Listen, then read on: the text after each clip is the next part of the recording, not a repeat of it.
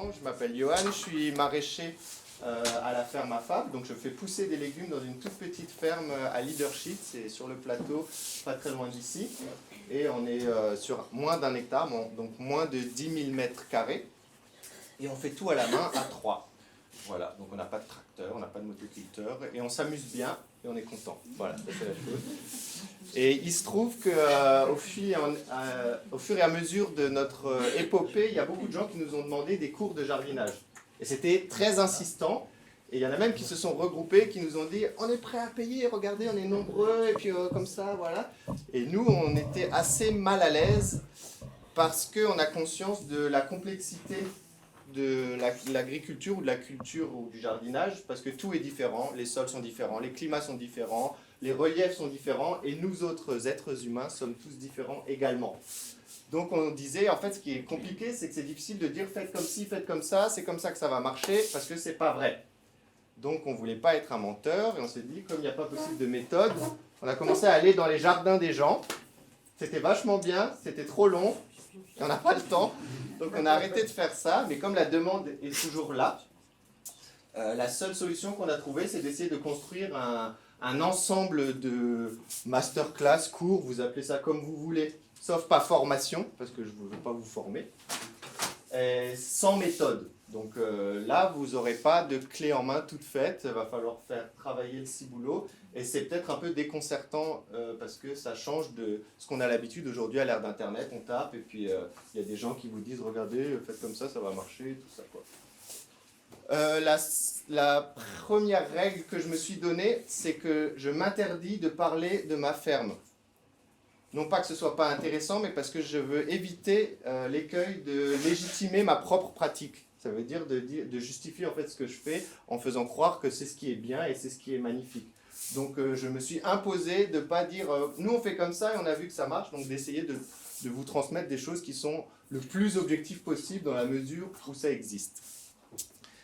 Et avant de commencer aussi, je voudrais juste vous remercier parce que tout ça c'est gratuit. Parce que pour nous, le savoir, ça ne doit pas être payant. En tout cas, s'il y a des gens qui n'ont pas les moyens, ils doivent pouvoir venir écouter. Et on avait mis une boîte prix libre qui est toujours là-bas, si jamais vous voulez, où on disait, si vous estimez que le travail que nous avons fourni mérite rétribution, bah, vous avez le droit de donner quelque chose. Et en fait, vous avez donné beaucoup d'argent. Et donc, moi, ça me touche vraiment. Donc, je tiens à vous remercier vraiment parce que moi, c'est un travail de recherche assez intime, assez personnel. Donc, merci beaucoup de me faire comprendre que c'est pas si mal que ça me touche beaucoup. Voilà. Bon, on va commencer. Ça va, vous êtes prêts? C'est bon? Oui. Oui. Génial. Merci d'être là. Non pas qu'avant c'était mou, mais... Alors, dimanche prochain. Hein? Non, dimanche prochain. Dimanche prochain, ça va donner? Ok. Ah, oui. J'ai noté, hein. Donc ça c'était le premier, donc c'est un ensemble de quatre modules. Le premier, il traitait de la connaissance, de la science des techniques en agriculture. Le deuxième, c'était sur le sol. Aujourd'hui, c'est sur la plante et ses interactions. Et le quatrième, celui que tout le monde attend, c'est comment est-ce qu'on se débrouille dans toute cette quelque chose. Hein? Si, dans tout ce que ça soit. Merci, je suis content. Le seul concept que j'ai inventé, c'est celui-là qui est rentré, c'est bien. Vous n'avez besoin de retenir que ça. Je vais raconter ce que c'est le saint soin pour les autres, ça vient après. Donc ça, c'était au premier épisode. On avait esquissé le fait que la connaissance, c'était quelque chose qui résultait d'un lien qu'on tissait avec le monde et que c'était une activité banalement humaine. Et ça, on était content parce qu'on disait, bah, on peut tous créer notre propre connaissance à partir du moment où on se mélange avec notre environnement et qu'on tisse un lien nouveau avec lui qui n'est ni instinctif, ni appris ou ce que vous voulez. On avait également vu que la connaissance sans théorie était possible, c'est-à-dire sans concept abstrait. Et on avait vu par exemple que le boomerang avait été inventé sans aucune notion mathématique et qu'en plus, quand il a été ramené en Europe, le boomerang, ça a été un casse-tête pour tous les mathématiciens de l'époque pour construire les équations qui l'expliquaient comment ça se fait qu'il revient. Donc ça, c'était pour dire que donc, pas besoin de connaissances abstraites pour avoir une connaissance pratique.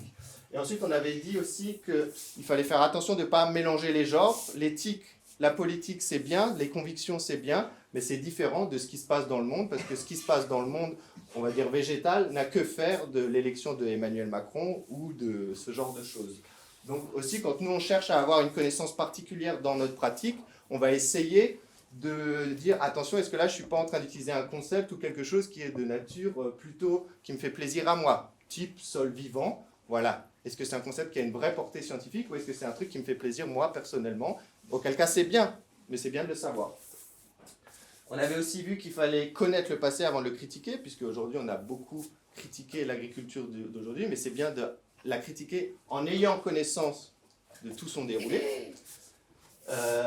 Et surtout pas magnifier non plus le passé, parce qu'on avait étudié des autres types d'agriculture, notamment les Indiens, qui brûlaient de la forêt pour planter des graines dedans, et qui des fois, ça marchait pas, ils brûlaient trop de forêt, et c'était le bordel. Donc pour dire, il ne faut pas magnifier non plus les ancêtres, et puis les populations exotiques, parce qu'ils sont comme nous, ils font plus de cafouillage que de réussite. Enfin, en tout cas, moi je pense que c'est comme ça. Et on avait vu aussi qu'il ne fallait pas confondre fonction et fonctionnement d'un outil, c'est-à-dire qu'un outil, par exemple labourer, ça ne sert pas à labourer, ça sert en labourant, et labourer, ça peut servir à casser les mottes, enterrer l'herbe, enterrer les graines, ça peut servir à plusieurs choses, décompacter le sol. Et donc on avait dit, c'est comme découper. Découper, on peut pas dire c'est bien, c'est mal ou quoi. Découper, si on découpe le doigt de Miss Tinguette, c'est pas bien. Et si on découpe une feuille, on avait dit c'était moins mal, parce que s'il y en a qui aiment les feuilles, on ne veut pas les blesser. Et enfin, on avait dit qu'il fallait faire attention des niveaux d'abstraction, c'est-à-dire que quand on utilise des mots, c'est pas forcément la réalité qui est représentée. On avait dit par exemple meuble. Le meuble, un meuble, ça n'existe pas. Il y a des canapés, des tables, des chaises, mais le meuble, il n'existe pas. On ne sait pas où il est. Et on avait dit que c'est pareil. L'agriculture, c'est un ensemble de pratiques. Donc il existe des agricultures. Mais l'agriculture, ça n'existe pas comme ça, vous ne pouvez pas la trouver. C'est comme si vous cherchez l'insecte. Il est où l'insecte? Il n'existe pas. Il y a des abeilles, des fourmis, mais l'insecte, c'est un concept, c'est abstrait. Donc voilà, ça c'était pour ce qu'on avait vu au premier épisode, pour ceux qui n'étaient pas là. Ensuite, au deuxième épisode, c'était vachement plus rapide. On avait vu que l'agriculture était une science à part entière et on avait étudié le sol. Non pas comme les scientifiques qui étudient le sol, mais comme des gens qui cultivent. Et qu'est-ce qui nous intéresse quand nous on cultive dans le sol? On avait vu qu'il y avait des sols, il n'y avait pas un sol toujours le même partout pareil. Et on avait vu que le sol c'était un milieu qui était dynamique et qui était tout le temps en train de bouger, comme nous. Nous, on grandit tout le temps, on change tout le temps, nos cheveux ils poussent, nos ongles ils poussent, nos dents ils poussent, et après des fois on rapetissit à un certain moment. Et Quand on vieillit, quoi. ouais, voilà, c'est ça. Elle est vraiment bien, elle. C'est bien que tu vas tout comprendre, tu pourras faire les cours après à ma place. Et on avait vu par exemple que dire le sol ne pouvait pas être vivant en tant que tel, puisque en tant que milieu, c'est comme une maison. Une maison n'est pas morte parce que vous êtes parti au travail, elle n'est pas vivante parce que vous êtes en train de regarder la télé à l'intérieur. Donc on avait vu que pour le sol c'était pareil, on avait vu que tout sol part de la décomposition d'une roche et qu'il c'était important de observer son sol en faisant un trou, en allant jusqu'au caillou et en essayant de comprendre comment tout ça s'était décomposé. Et on avait dit que ça, la formation du sol, c'était un tsing-tsouin très compliqué, qui prenait place dans un tsing-tsouin encore plus grand, qui était le cycle géologique de la Terre, où ça fait des cailloux qui sortent, qui font des sols, qui sont enterrés, qui refont des cailloux, qui refont... Et voilà. Et donc on avait dit qu'il ne fallait pas perdre de vue tout ça. Je voulais juste m'excuser aussi, parce que je me suis rendu compte après que j'étais allé super vite, et c'était parce que j'avais peur et j'étais tiraillé entre je ne voulais pas faire trop compliqué sur le sol, et donc je voulais essayer de vous rendre sensible au fait que ce qui compte, c'est pas les concepts, toutes les choses comme ça, ce qui compte, c'est faire un trou, regarder et essayer de comprendre. Et ça a pu paraître technique, pourtant je vous jure que c'était pas technique du tout. C'est-à-dire que, parce que si je voulais être technique en parlant du sol, je vous aurais pas dit on coupe, on regarde la roche comment elle se décompose, je vous aurais pas dit de tsing-tsouin, je vous aurais pas dit tout ça, je vous aurais pas dit on regarde où l'eau elle passe. Pour moi ça c'est pas technique. Si j'avais voulu être technique, j'aurais dit lixiviation, solifluxion et des pédogénèses, voilà, j'aurais fait mon malin. Là on aurait été technique, mais nous ça nous sert à rien. Ce qui compte, c'est ça. Donc vraiment, j'espère que vous avez quand même un peu ressenti ça, auquel cas vous pourrez regarder la vidéo, et normalement dans le module prochain, on verra un peu plus en pratique. Mais par exemple, on avait vu le concept de lessivage. J'ai eu une remarque là-dessus, que vous n'avez pas besoin du concept de lessivage, c'est-à-dire d'un sol où il y a de l'eau dedans, et que du coup, en coulant l'eau, elle va emmener, comme le café, les éléments les plus fins et colorer, enfin, sortir ces éléments de votre sol. Ça, c'est le lessivage, c'est un concept. Là, c'est technique, mais en réalité, vous pouvez le comprendre sans avoir le concept, en creusant, en regardant, et vous voyez deux niveaux. Vous voyez une couleur brune, une couleur jaune, et vous dites, bah, pourquoi il y a deux couleurs dans mon sol? Et vous regardez, là, vous touchez, vous sentez des grains un peu plus épais, vous touchez en dessous, ah, on ne sent pas de grains, ça colle. Quand je mets de l'eau, ça fait comme de la pâte à modeler. En haut, pas. En haut, moins. Et vous regardez à la loupe. En haut, je vois les grains. En bas, je ne vois pas les grains. Donc, ça veut dire que là, il y a des grains beaucoup plus fins qu'en haut. Et peut-être que ces grains ont été emportés par l'eau, comme le café, comme le sel. Et pour le vérifier, vous vous dites, eh ben, je vais voir en hiver si quand je marche dans mon sol, ça fait flotch ou pas. Et en fait, tout ce cheminement, vous pouvez vraiment l'avoir en observant. Et d'ailleurs, j'irai plus loin, parce que le mec qui a un jour créé le concept de lessivage, il n'a pas pu le créer autrement qu'en regardant. Donc c'est que c'est possible de l'observer et de le déduire et de le comprendre. Parce que sinon, ça voudrait dire que la science, ce serait juste des gens qui se baladent dans des bibliothèques et qui prennent des mots au hasard. Non, c'est toujours des gens qui regardent et qui essayent de comprendre et qui du coup essayent de créer des mots pour expliquer. Donc voilà, le plus important, c'est ça, selon moi, parce que moi, personnellement, j'ai compris non pas le monde grâce aux sciences, mais les sciences grâce au monde. C'est parce que j'avais la pratique que j'ai pu, en lisant les livres, dire « Ah, ok, mais ça veut dire ça. » et tout. Sinon, l'inverse, j'aurais jamais réussi à le comprendre. Donc voilà, moi, ce que je voulais vous dire, c'est ça qui est important, c'est de observer. Et vous pouvez tout comprendre par vous-même, j'en suis sûr. Et j'ai jamais dit que c'était facile, parce que souvent on dit « Ouais, mais c'est vachement... » Bah oui, c'est super dur. C'est super dur, surtout nous qui avons l'habitude de l'instantané de l'information, mais j'ai l'impression qu'en pratique, il n'y a pas trop d'échappatoire. Je ne vois pas trop comment on peut faire autrement qu'en essayant d'observer et de comprendre par soi-même. Et j'aimerais aussi vous dire que la pratique se justifie par elle-même. Ça veut dire que si vous pratiquez, que vous cherchez des concepts ou des idées pour justifier votre pratique, pour dire je fais ça parce que je veux faire ci, parce que ça c'est bien, donc j'agis comme ça. En pratique, vous n'avez pas besoin de ça, puisque quand vous pratiquez, le fait que votre pratique existe, elle est justifiée par le fait que vous êtes en train d'exister et de faire ce que vous êtes en train de faire. Donc ça, c'est pour ça que pour moi, vous pouvez laisser tomber toutes les idées, tous les concepts, vous pouvez juste faire ce que vous êtes en train de faire pousser vos légumes.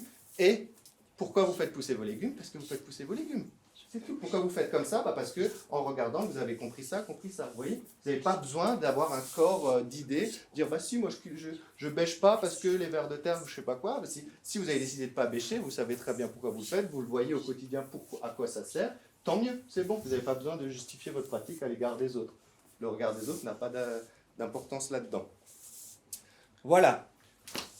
On va passer du coup à ce qui nous intéresse aujourd'hui, c'est les plantes. Alors ici vous avez des beaux petits pois de chez nous. Donc c'était juste pour imager, mais il n'y a rien à dire là-dessus. Donc pareil, là on va parler de la plante, mais on ne va pas faire de botanique et on ne va pas faire de physiologie végétale. On va parler de la plante, comment elle pousse, qu'est-ce que c'est en cultivateur. On est des cultivateurs, on a une science, c'est l'agriculture. Et les gens qui font de la science dure, c'est bien, mais ils nous laissent tranquilles. Nous, on ne va pas leur apprendre la botanique avec nos connaissances agricoles. Donc on va rester là-dessus. Et on va partir sur les besoins de la plante. Mais avant ça, j'aimerais juste dire que si on voulait dire l'agriculture botanique ou physiologique, elle existe. C'est-à-dire que si on prend les connaissances de la botanique scientifique et qu'on cultive juste avec ça, on y arrive, ça s'appelle l'agriculture hors sol. Et ça marche super bien. Bravo à eux. On met des tuyaux et on met juste des éléments chimiques, pouf, pouf, pouf, en fonction des calculs qu'on a pris, pouf, pouf, pouf, ça marche. La plante, elle pousse, on récolte et tout. Mais voilà, mais ça, c'est l'agriculture botanique, c'est pas la nôtre. Nous, on a un terrain, on est localisé, on a de la terre, on veut planter dans la terre, etc. C'est autre chose, c'est une autre forme d'agriculture. Mais il est possible de faire l'agriculture purement botanique. Ça marche assez bien même. Donc là, on va commencer, on va essayer de comprendre la plante pas à pas. On va aller la rencontrer du début jusqu'à ce qui nous concerne. Alors la plante, qu'est-ce que c'est? Qu'est-ce que c'est le végétal? Si on va regarder dans les tréfonds de la science intelligente, c'est marrant, au bout d'un moment, on arrive, on dit en fait végétal, animal, c'est chaud de faire la différence. Alors que nous, en agriculture, c'est simple, on n'a pas besoin d'aller trop loin, parce que par exemple, ils disent, mais si on dit que le végétal, il n'y a pas de mouvement, et bien alors les fougères, en fait, elles bougent quand même d'une certaine façon. Si on dit que le végétal, c'est ce qui a de la chlorophylle, oui, mais les champignons, alors, c'est des animaux, enfin voilà, ça c'est si on va dans les tréfonds de la science. Nous, on s'en fout, nous, on dit, en agriculture, une plante, c'est un être qui est autotrophe, alors ça c'est simple, c'est qui fait lui-même sa propre substance. Vous voyez, par exemple, nous, pour faire notre substance, de quoi on est fait, on ne peut pas le faire nous-mêmes juste comme ça. Si, je sais qu'il y a des gens qui mangent de la lumière, apparemment, j'ai entendu ça, que je ne connais pas. Ça s'appelle le prana, je ne savais pas que ça existait. Mais donc nous, même toi, si tu veux, tu peux essayer de boire la lumière pour grandir. Tu n'y arriveras normalement pas. Mais si tu y arrives, tu me le dis, s'il te plaît. Et donc nous, les animaux, on a besoin de prendre la substance de quelqu'un d'autre pour faire la nôtre. Alors que la plante, grâce à la photosynthèse, qui est prendre la lumière, l'énergie de la lumière pour prendre le carbone de l'air et faire la substance, elle est capable de faire elle-même sa propre substance. Donc ça, c'est tout ce qui nous intéresse. Pour nous, la plante, c'est ça. Ça va? Nickel. Et donc, nous, dans tout ça, tout est tout le temps différent. Les plantes sont différentes, ça, je pense que vous en avez tous conscience. Et nous, on cherche à cultiver cette immense variabilité de plantes. Et donc, qu'est-ce qu'on cherche à faire? On cherche à produire quand même. Alors, plus ou moins, selon les choses. Mais généralement, si vous cultivez, c'est quand même pour récolter quelque chose, même si ce n'est que... Non, même si c'est de la biodiversité, et c'est très bien de faire ça aussi. Vous voyez, mais donc, vous avez un but, c'est la production de masse végétale pour manger, faire de la biodiversité, que ce soit joli aussi, pourquoi pas. Mais en tout cas, ça fait partie des premiers but de l'art de cultiver et de s'intéresser au végétal, c'est la production. Ensuite, on sait également, et ça, on va se le mettre bien en tête, que la concurrence, elle existe dans la nature. Ça ne veut pas dire qu'il n'y a que de la concurrence, mais ça veut dire que, hélas, il y a des bêtes qui peuvent venir vous déranger, il y a de la pluie, du gel qui peuvent venir vous déranger, et ça existe partout. Moi, j'ai été étonné de voir, enfin pas étonné, j'ai été content de lire des poèmes récités par des populations d'Asie du Sud-Est pendant qu'elles plantaient. Et en fait, en gros, la traduction, c'était, ils plantent comme ça, et en même temps, ils chantonnent et ils disent, si le cerf mange mon paddy, si j'ai bien compris, c'est une sorte de riz, si le cerf mange mon paddy, je le tue. Si le sanglier piétine mon paddy, je le tue. Alors que cette population est considérée comme animiste, c'est-à-dire qu'il y a un lien très puissant avec ce qu'on appelle aujourd'hui Gaïa, la nature, la Pachamama, tout ce que vous voulez. Mais ils avaient quand même conscience de ça. C'est, s'il y a des gens qui sont intéressés par ce que je suis en train de faire, quick et pas de pitié. Vous voyez? Donc, eux, ils étaient capables de faire la différence entre leur éthique, leur conviction et ce qui se passait en réalité. Voilà. Et ensuite, bah oui, l'importance des variations multiples. Tac, je regarde juste que j'oublie rien. Alors, de quoi est composée une plante? Les chimistes, ils se sont posé cette question et ils se sont dit, bah, comment est-ce qu'on peut connaître la composition d'une plante? On va la décomposer, tout simplement. Donc, ils ont fait chauffer une plante fort, et la première chose qui s'est passée, paf, il y a de la vapeur, comme un nuage qui sort, et la plante, elle devient toute sèche, toute rabougrie. Qu'est-ce que c'est qui est parti à ce moment-là? L'eau. Voilà, c'est bien, vous êtes très fort. C'est l'eau qui est sortie, et donc ils ont dit, ok, donc une grande partie du poids de cette plante, c'était de l'eau. D'où vient l'eau? De la pluie, du sol, de l'arrosage. Ok, ça c'est bon, c'est simple à comprendre. Passons à la décomposition suivante. Ils continuent de faire chauffer comme il faut, et là, flash, ça prend feu. Et il y a un nuage noir qui s'échappe. Qu'est-ce que c'est ce nuage noir? CO2, voilà. C'est du dioxyde de carbone dont on parle aujourd'hui beaucoup. Et là, il y a beaucoup encore du poids de la plante qui part. Il reste juste un petit tas de cendres qui est entre 3 et 8% du poids de la plante, donc vraiment pas grand-chose. Et ils disent donc ça, le gaz qui s'échappe, c'est le CO2. Il vient d'où? Il vient de l'air. grâce au soleil et à la photosynthèse. Okay, donc ça, on sait d'où ça vient. Il y avait de l'oxygène aussi en même temps qui a créé la combustion. Et puis après, il y a ce petit tas de cendres. Et ils regardent, ils disent, mais c'est quoi ce truc? Et là, ils trouvent des minéraux. Des minéraux, donc des sels. Voilà, des petits bouts de cailloux. Ça va être du potassium, du calcium, enfin tout ce que vous voulez. Et donc ça, ils se disent, et ça, où est-ce qu'elle l'a pris? Dans le sol. Et d'où ça vient dans le sol? Ben, soit, comme on l'a vu, de la décomposition du caillou, soit ça vient de la décomposition des feuilles mortes, de la matière organique. Et là, ils sont très intéressants et ils disent, eh ben là, il y a un élément très important que si on ne le ramène pas, ces minéraux, ça part à tout jamais, puisque c'est issu de la décomposition d'un caillou qui a mis des millions d'années à se mettre en place, ou même de la matière organique. Si ça, on ne le rend pas à la Terre, c'est perdu à tout jamais, parce que le CO2, c'est dans l'air, c'est bon, il y en a plein. L'eau, ben, c'est la pluie, etc. Mais par contre, ce qu'il y a dans le sol, si vous faites pousser des vignes sur un sol, que le potassium, donc ce minéraux, ce sel, il va dans le raisin, vous le pressez, vous le mettez dans une bouteille de vin, vous la vendez à Hong Kong, le potassium, il est à Hong Kong, il ne reviendra plus jamais, donc il faut l'apporter. Et ça, c'était très important pour comprendre l'intérêt de là où viennent les choses. Et ça, on l'a compris que à partir du moment où on a réussi à décomposer la plante. Vous voyez? Ça va pour l'instant? La plante, elle a aussi des déchets. Comme tout être qui se nourrit de choses, elle a des déchets. Et ça, souvent, on n'en a pas conscience parce qu'elle n'est pas dotée des mêmes appareils que nous pour les extraire. Elle n'a pas l'urine, elle ne fait pas pipi, donc du coup, elle est coincée là-dedans et donc elle va les accumuler dans des cellules spécifiques à l'intérieur d'elle-même.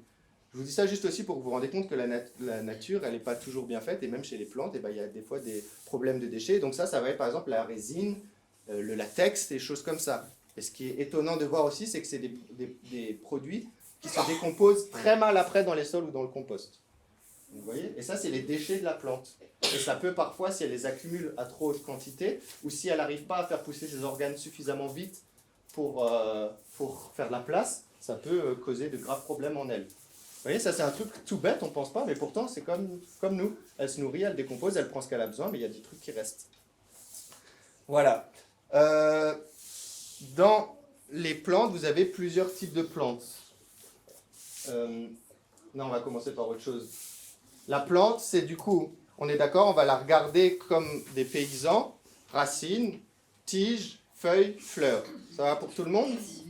Là, vous avez un exemple de racines, puisque les racines sont aussi différentes. Il n'y a pas tout le temps les mêmes racines, c'est toujours la même histoire. C'est un peu casse-pied, mais rien ne se ressemble, rien n'est pareil. Là, vous avez un exemple de racines pivotantes, et ici, vous avez un exemple de racines qu'on dit fasciculées, et du coup, c'est juste des racines qui s'étendent un peu partout.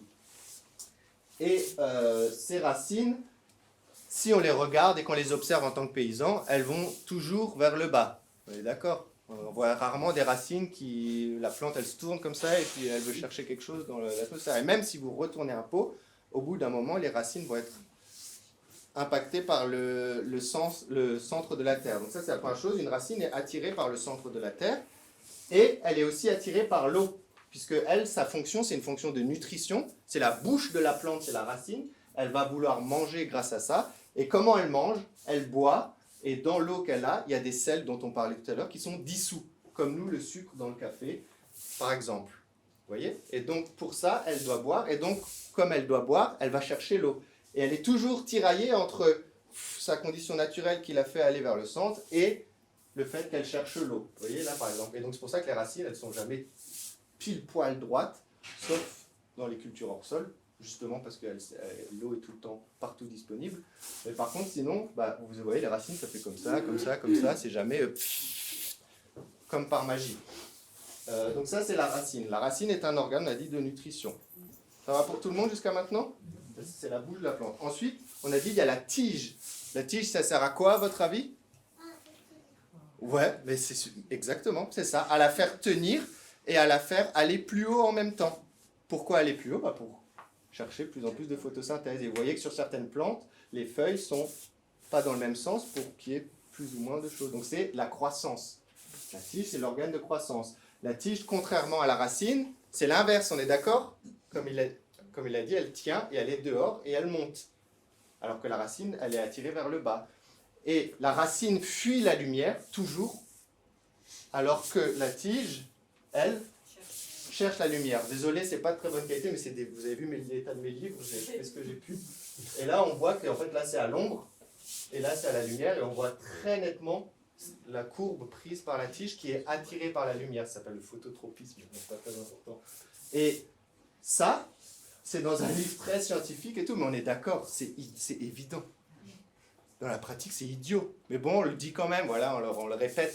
Mais vous voyez, ça, c'est la science, elle a besoin d'expliquer, de retranscrire dans l'ordre du discours des choses qui, en pratique, sont d'une évidence banale. Ça ne veut pas dire que la science, ça ne sert à rien. Ça permet d'aller plus loin, de complexifier, d'améliorer. Et on va dire que des fois, il y a des concepts que la science explique. Phototropisme, en pratique, on n'a pas besoin de faute du mot pour le comprendre. C'est évident. Et eux, dans leur cadre scientifique, ils doivent faire ce genre d'expérience. Et c'est intéressant. Voilà, donc ça, c'est la tige. Et ici, vous avez un petit tableau qui récapitule. Vous voyez, bon, c'est pas très bien, mais du coup, la tige, elle est attirée par le centre de la Terre. C'est ce qu'ils appellent le géotropisme. L'humidité, la racine, elle la fuit. La tige, elle la cherche. Les feuilles, elles cherchent la lumière. Vous voyez, ça, c'est juste la nomenclature, mais c'est pour que vous compreniez que chaque organe de la plante a sa fonction propre. La tige, c'est la croissance. La racine, c'est la nutrition. Et elles ont des particularités que nous, après, on va chercher à exploiter. C'est pour ça que c'est important de le connaître. C'est pas juste pour... là, les mots, on s'en fout. Mais par contre, c'est intéressant de savoir, ok, la racine, parce que nous, on va pouvoir jouer avec ça plus tard. Voilà.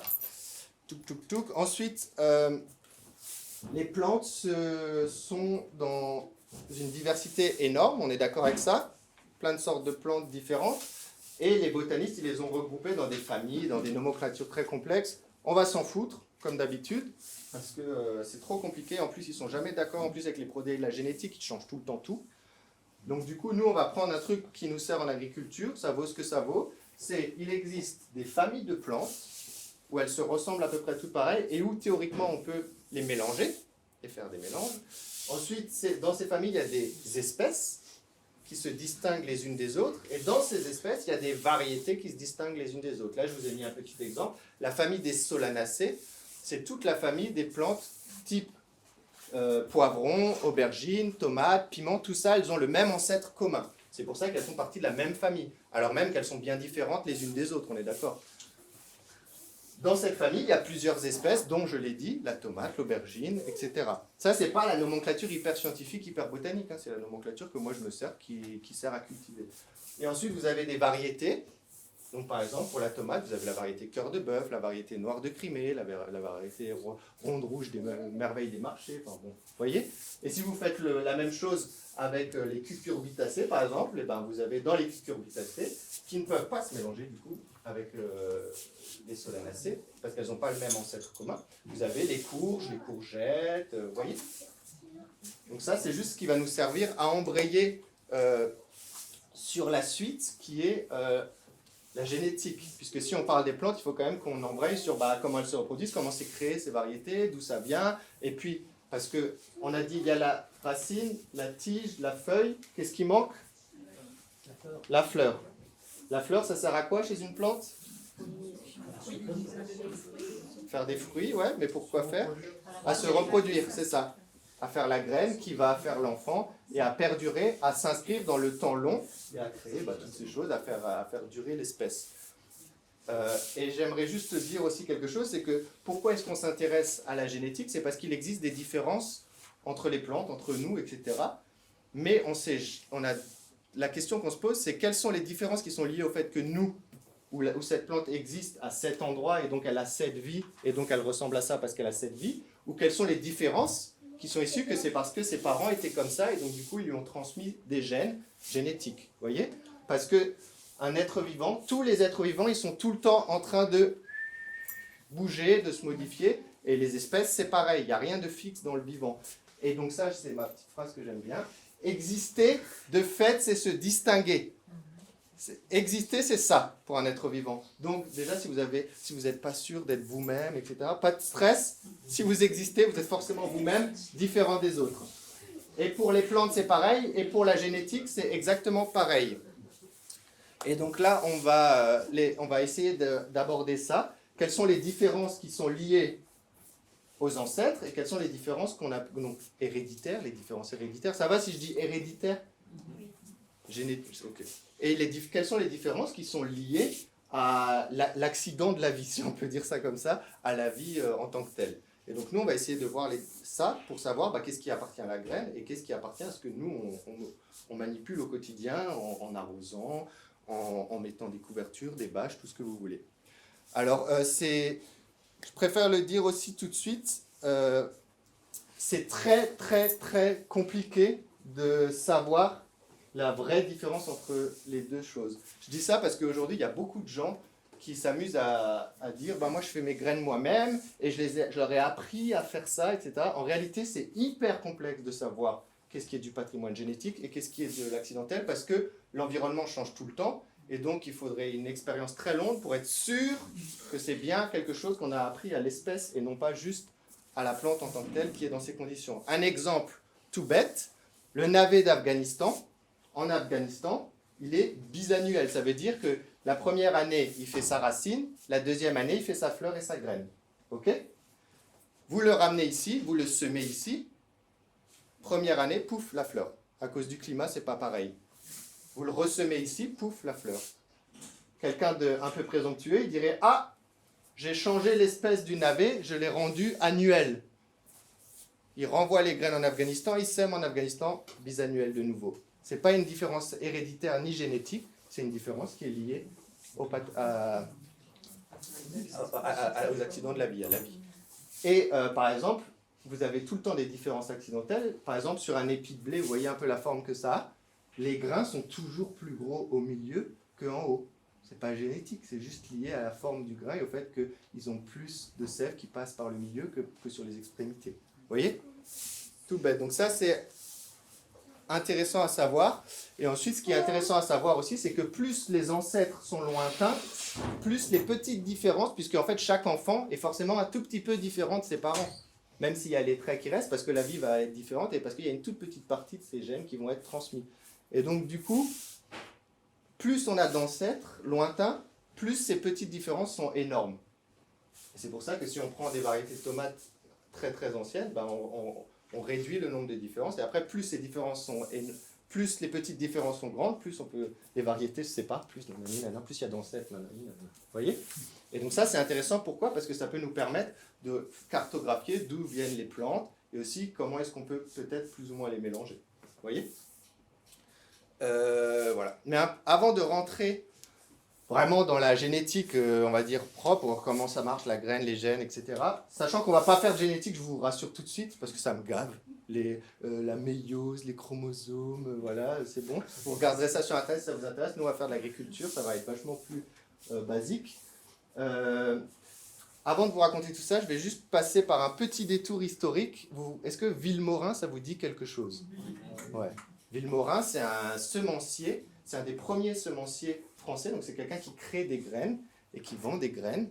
Et en fait, ça, au début du 19e siècle, c'était un horticulteur, donc quelqu'un qui cultivait des végétaux, on va dire, au sens large, qui s'est posé des questions, et on va juste voir quelles questions il s'est posé, et je suis tellement content de parler de ça, parce que vous allez voir pourquoi. Mais voilà, donc ça c'était au début Vilmorin, voilà, et qui est devenu très célèbre aujourd'hui. Aujourd'hui, c'est toujours une grosse boîte qui vend des graines, et c'est renommé dans le monde entier. Parce que ça a été un des premiers à créer des nouvelles variétés, aussi dans les fleurs, des fleurs sans épines, la couleur des fleurs, voilà, parce qu'il s'était posé des questions de comment est-ce que ça marche la génétique. Et donc, comment il s'est posé cette question, et c'est là où je trouve ça fabuleux, c'est qu'il observe la diversité des plantes cultivées, des légumes, et il regarde, il dit, purée, c'est fou, quand même, toute cette diversité, mais nous, on ne se rappelle plus comment on l'a eu. Parce que c'est des ancêtres qui sont tellement lointains, c'était il y a tellement longtemps qu'on ne sait même plus comment ils ont fait pour avoir du chou rouge, du chou blanc, du chou-fleur, du chou brocoli. Et donc il dit, alors même qu'on sait que ces plantes n'existent pas dans la nature et qu'elles partent d'un ancêtre sauvage qu'ils connaissent, qui est le chou sauvage. Voilà le chou sauvage. Voilà un chou sauvage, pour être plus exact. Le chou sauvage n'existe pas. Donc voilà un chou sauvage. Et donc il s'est demandé, il s'est dit, comment ils ont fait pour ça. Et je vais juste vous lire la citation qui commence son livre.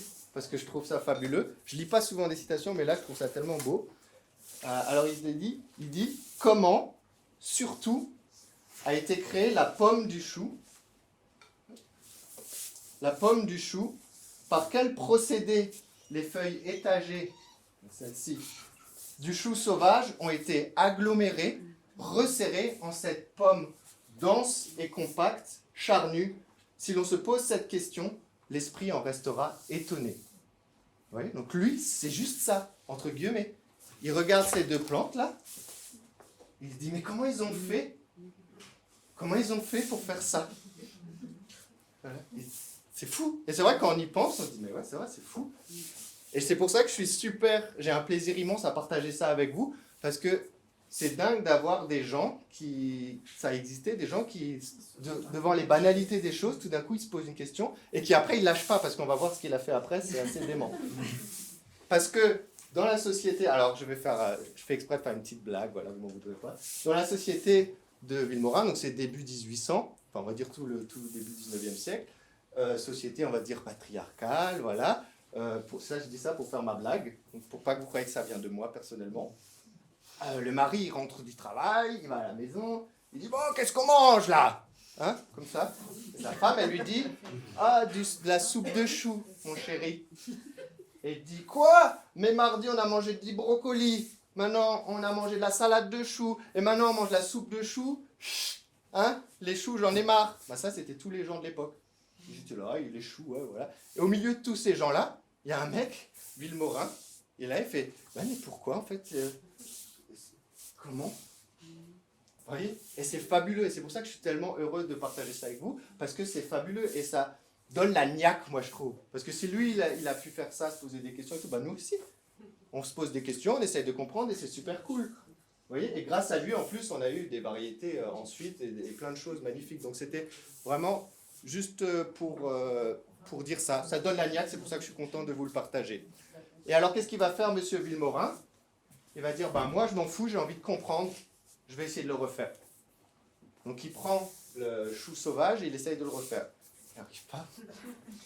Alors, il se dit, je vais essayer avec une autre plante, et il prend la carotte sauvage, et il y arrive.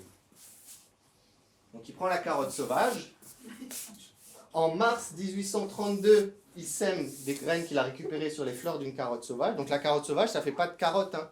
C'est des racines un peu... il y a un peu de racines pivotantes, mais vraiment pas grand-chose. Et ça fait des fleurs blanches. Il y en a plein dans les champs. Si vous voyez, ça fait plein de fleurs blanches assez petites. Et d'ailleurs, c'est ça le problème quand on veut faire ses propres graines de carottes, c'est que des fois, ça se mélange et après, on se retrouve avec des carottes, pas carottes. Et si vous avez déjà goûté, c'est vraiment pas bon, les carottes sauvages. Et faites attention, si vous goûtez, il y a des plantes toxiques qui ressemblent vachement. Donc, soyez sûr de ce que vous goûtez. Donc il sème des carottes sauvages dans son jardin, il les arrose comme toutes ces plantes, tac tac tac, et là, pouf, ça monte tout en fleurs sans faire de carottes, 100%. Il dit ok, mais là j'ai semé dans une terre sableuse, légère, je vais essayer de le faire dans une terre plus lourde, plus argileuse, voilà. Il sème l'année d'après des graines de carottes sauvages, et là, la levée est moins efficace. Donc il y a moins de graines qui germent, elles sont plus espacées les unes des autres, et donc les racines sont un peu plus grosses. Ça ne fait pas des carottes, mais voilà. Mais quand même, ça monte quand même en fleurs. Du coup, lui, ce qu'il va faire, c'est que il va ressemer directement dans la foulée ce qui est monté en graines, parce qu'il avait vu qu'il y avait des racines un peu plus grosses. Vous voyez? Il prend les graines et il les ressème dans la foulée. Donc du coup, la même année, en juin, il ressème les graines. Ces graines ne vont lever qu'en plein milieu de l'été, lié au climat. Et celles-ci vont donner des carottes, pas des carottes, mais des racines encore plus grosses. Et comme c'est l'automne, elles ne vont pas monter en graines. Vous voyez? Donc du coup, lui, ce qu'il va faire, c'est qu'il va couper les carottes, il va les récolter, et les carottes, les racines charnues, qui sont un peu plus grosses que des racines de carottes sauvages, et il va les planter l'année d'après, en 1834, pour récupérer les graines de ça. Vous voyez? Donc, il les plante, il récupère les graines, et l'année d'après, en 1835, il les sème, et il y a moins de montées en fleurs. Donc il y en a qui passent la trappe et qui ne font pas de fleurs et qui vont jusqu'à l'automne, mais il y en a quand même beaucoup qui montent en fleurs, et il y a une carotte sur 5 qui commence vraiment à faire une vraie racine pivotante assez belle. Donc là, qu'est-ce qu'il va faire de ces belles-là? Il va faire des porte-graines. Donc il va et replanter, prendre les graines et replanter celle-là. En 1837, il a une belle production et en 1839, il estime qu'il a réussi à peu près son pari parce qu'il a des vraies carottes qui ont un vrai goût de carotte, qui sont de taille plus ou moins grosse et il a seulement une plante sur 10 qui monte en graines. Alors aujourd'hui, franchement, ça c'est aberrant. Moi, j'achète pas des carottes qui montent où il y en a une sur 10 qui fait une fleur. Mais pour l'époque, pour quelqu'un qui part de la plante sauvage, chapeau. Ouais, c'est joli, mais c'est pas bon.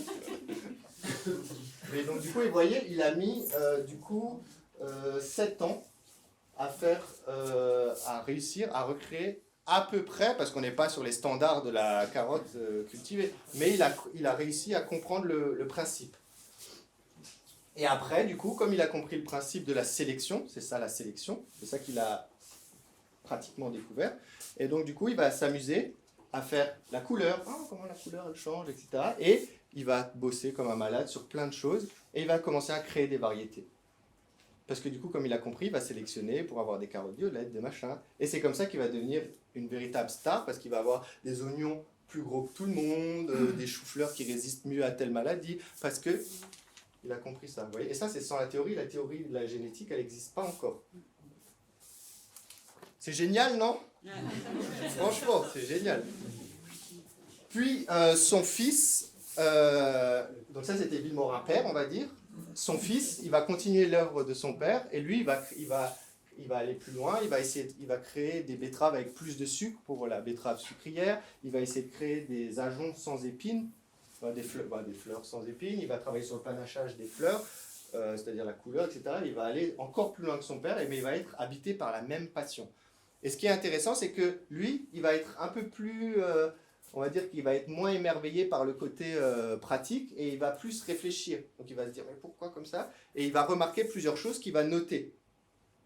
Il va noter par exemple que la température de l'automne, comme c'est froid et que ça fait pousser très doucement, ça va faciliter la sélection parce qu'on voit mieux les différences puisque ça pousse plus doucement. Vous voyez, la montée à fleurs, elle est retardée, tout est retardé, donc on voit les plantes qui fleurissent plus tard, les plantes, ça apparaît de façon plus évidente. C'est une des premières choses qu'il remarque. Ça paraît de rien, mais quand on ne connaît rien, c'est fou. Moi, je trouve ça incroyable de réussir à comprendre ce genre de choses. Et ensuite, qu'est-ce qu'il remarque? C'est que c'est seulement par un long travail méthodique qu'on peut sélectionner des choses et qu'il n'y a pas tout qui se transmet. Des fois, il observe des choses, par exemple une certaine couleur de pétales, et il essaye tant bien que mal, mais ça ne marche pas. Donc il comprend que ça a ses limites et qu'il y a des différences qui ne résistent pas de l'hérédité.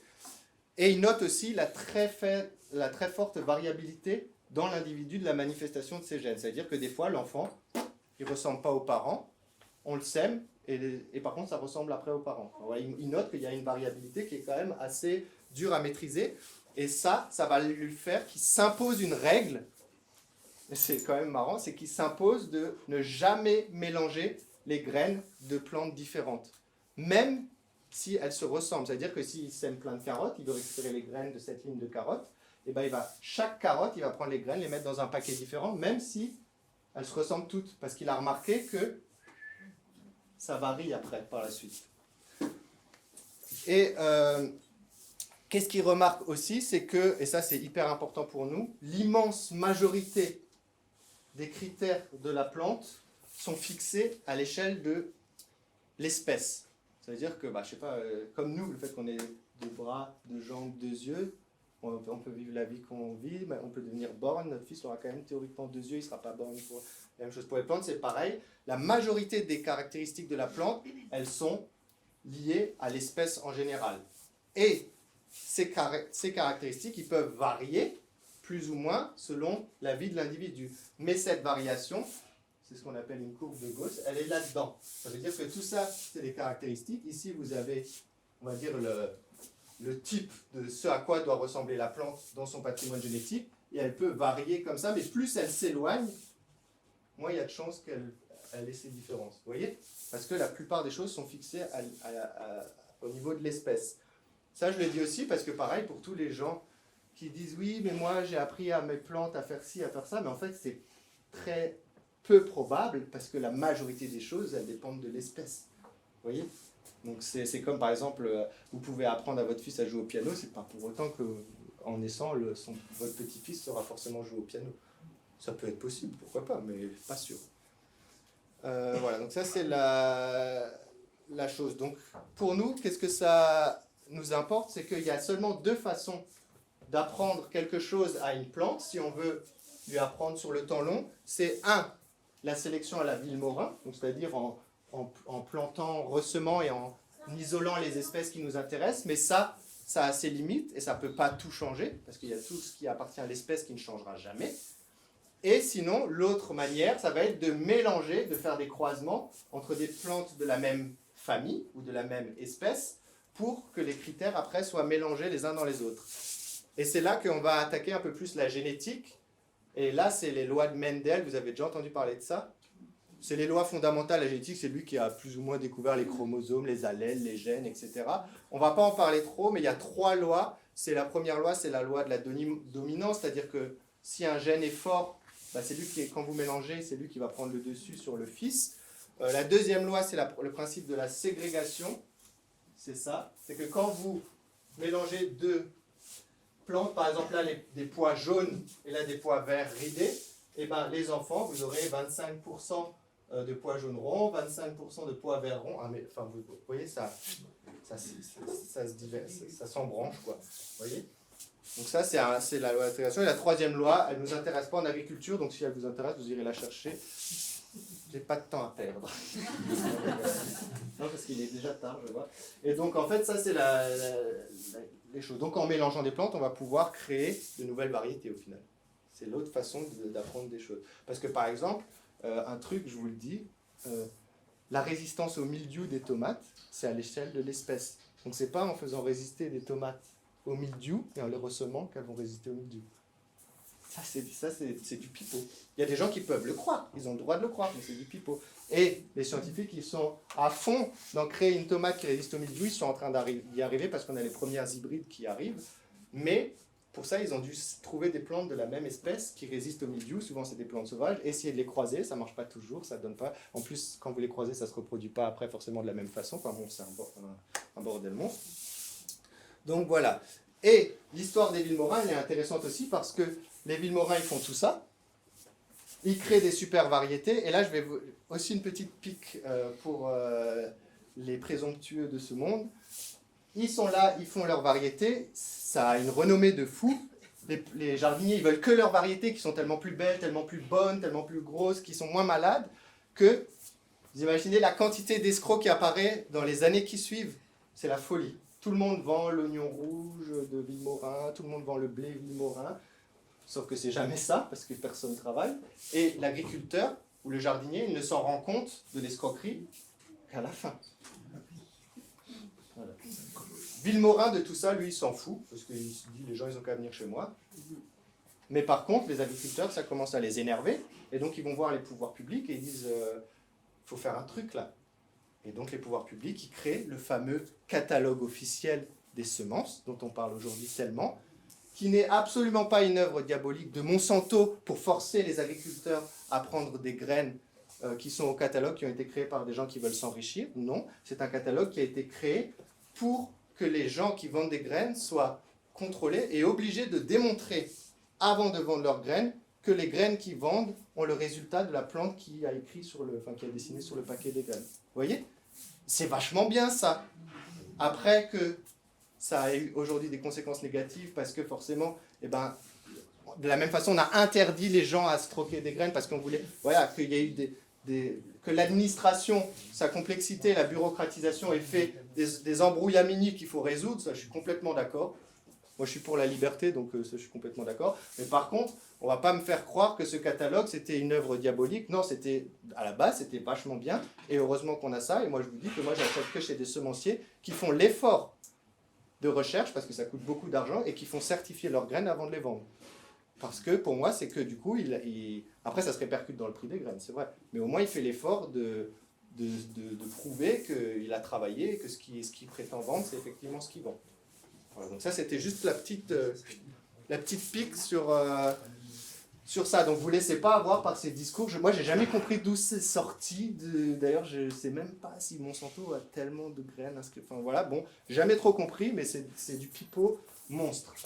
Et là, c'était juste aussi pour la ségrégation, un autre exemple. Vous voyez, on croise et ça fait du coup, ça scinde en 4 variétés différentes. Et après, on peut essayer de recréer juste cette variété, juste cette variété. Ça va jusqu'à maintenant? Nickel. Bon, maintenant, comme on s'est lancé sur le catalogue, on va sur les F1. On est chaud. Aujourd'hui, c'est un peu des uppercuts à droite, à gauche, comme ça. C'est gratuit. Les F1, qu'est-ce que c'est? C'est juste la première génération d'un croisement. Par exemple, ça. Et il se trouve que toutes les plantes, même les variétés anciennes, ont été F1 un beau jour, puisqu'elles sont toutes issues d'un croisement, qui soit naturel ou accompagné par l'être humain. Et ce n'est pas des croisements avec des mecs forcément avec des pipettes et tout, c'est juste des croisements de pollinisation. Juste ça. Donc déjà, ça c'est la première chose à comprendre. Et l'autre chose qui est intéressante dans les premières générations, c'est qu'il y a un phénomène qui n'est pas très bien compris, qui s'appelle l'hétérosis. Et en fait, c'est que quand on croise des choses qui sont très différentes les unes des autres, par exemple, des petites tomates sauvages avec des belles tomates cœur de bœuf, on croise, on obtient une première génération, si on y arrive, qui donne plein de tomates comme sur le petit, et très grosse, et qui a une vigueur supérieure, qui pousse mieux, qui résiste mieux aux maladies que le meilleur des deux parents. C'est ce qu'on appelle l'hétérosis, c'est le fait que ça décuple la force et la productivité d'une plante. On ne sait pas trop pourquoi, il y a plein d'hypothèses, mais pour l'instant, ce n'est pas encore ça. Et cette phénomène d'hétérosis, ce n'est pas la dominance qu'on a vue tout à l'heure, où il y a un gène fort qui prend le dessus. Non. La dominance, c'est un gène qui prend le dessus, par exemple le gène jaune, donc tous les petits poissons jaunes. L'hétérosis, c'est juste que la plante, elle pousse plus vite, elle résiste mieux, elle est en conditions physiques meilleures, et elle se développe mieux que n'importe lequel de ses parents. Par contre, après la deuxième année, ce phénomène s'estompe. Parce que c'est le corollaire de cette loi de l'hétérosis, c'est qu'il y a une dépression de la consanguinité. Ça veut dire qu'à terme, par reproduction, les plantes s'essoufflent, le patrimoine génétique s'essouffle. Et c'est pour ça qu'aujourd'hui, par exemple, vous avez plein de variétés de pommes de terre qu'on ne retrouve pas. Des vieilles variétés. Ce n'est pas parce que Monsanto il voulait faire des nouvelles variétés pour se faire de l'argent, c'est parce que en fait, typiquement, alors, les binches, les choses comme ça, à force de les ressemer, de les replanter, etc., il y a la dépression de consanguinité. En fait, elles sont de plus en plus petites, elles sont de plus en moins vigoureuses, elles résistent moins. D'où l'intérêt de refaire des croisements pour revivifier les générations de la vie. Et donc là, je dis juste ça aussi au passage. C'est pareil, c'est de nouveau un petit pic gratuit. C'est qu'il y a un paradoxe là-dedans, c'est que comment est-ce qu'on peut acclimater des variétés anciennes à un changement de climat qui arrive, a priori. Ça paraît étrange. Si déjà, de fait, les critères sont fixés à l'échelle de l'espèce, c'est-à-dire qu'elle ne va pas bouger si facilement que ça, en tant que telle, et si en plus, il y a la dépression de consanguinité qui fait que, de fait, elle s'essouffle, la variété. Vous voyez? Donc ça, c'est pareil, ça ne veut pas dire que les espèces, les variétés anciennes sont nulles. Nous, on en cultive. C'est pas ça que ça veut dire. Ça veut juste dire qu'il ne faut pas mélanger les discours. C'est pas ça qui va s'adapter le mieux, parce que c'est ancien. Déjà, variété ancienne, moi, j'ai jamais compris juste le mot ancien. Parce que c'est actuel, enfin, voilà, j'ai déjà pas trop compris ça. Je vois l'idée, mais bon, c'est pas très important. Et donc là, par exemple, vous avez un exemple de F1. Les parents, le fils. Voilà. Non seulement les épis sont plus gros, plus vigoureux, plus diversifiés, mais en plus, vous remarquez, il y a une meilleure pollinisation. Là, les grains, là, c'est ceux qui n'ont pas été pollinisés, qui n'ont pas été pas fécondés, pardon. Donc, du coup, qui ne sont pas remplis de sucre. Et donc, vous voyez, là, c'est très différent. Vous voyez, donc, c'est ça le principe de la F1. Ensuite, la F1, la hybride, n'est pas stérile. Ça aussi, c'est un truc que j'ai jamais compris d'où ça venait, pourquoi ça vient. Vous pouvez ressemer des graines d'hybride, mais comme c'est la première génération d'un croisement, après, vous allez avoir la ségrégation. Et donc, en fait, au résultat, vous n'allez pas avoir juste la plante que vous avez semée, puisque ces critères n'ont pas été encore fixés à l'échelle de l'espèce. Vous voyez ce que je veux dire? Donc du coup, vous allez avoir un peu des comme ça, un peu des comme ça, un peu des comme ça, un peu des mélanges de ces deux, un peu des mélanges de ces deux, un peu des mélanges de ces deux. Vous voyez? Et donc, si vous voulez retrouver celui-là, vous devrez refaire le travail de sélection que Villemorin faisait, en prenant les graines de ceux qui ont ressemblé plutôt à ça, et ça prend un temps monstre. Pour fixer une variété F1, déjà, c'est pas dit que ça réussisse, en moyenne, c'est 10 ans. Et c'est pas dit que ça réussisse, mais en tout cas, ça réussit quand même souvent, puisque la plupart des variétés anciennes ont été F1 avant. Et aujourd'hui, je vous ai dit, il y a des variétés F1 de tomates qui commencent à résister au mildiou, et je peux vous garantir qu'ils font tout pour en faire une variété population, une variété ancienne. Vous voyez? Donc, mais ils n'y arrivent pas. Et ça fait depuis les années 80 que ça dure. Ils n'y arrivent pas pour l'instant à fixer la variété. Parce que c'est très très complexe. Et une autre chose qui est importante avec les hybrides, c'est que c'est hyper complexe à faire et c'est pour ça que les graines sont plus chères aussi. C'est parce qu'il y a un immense travail de recherche derrière.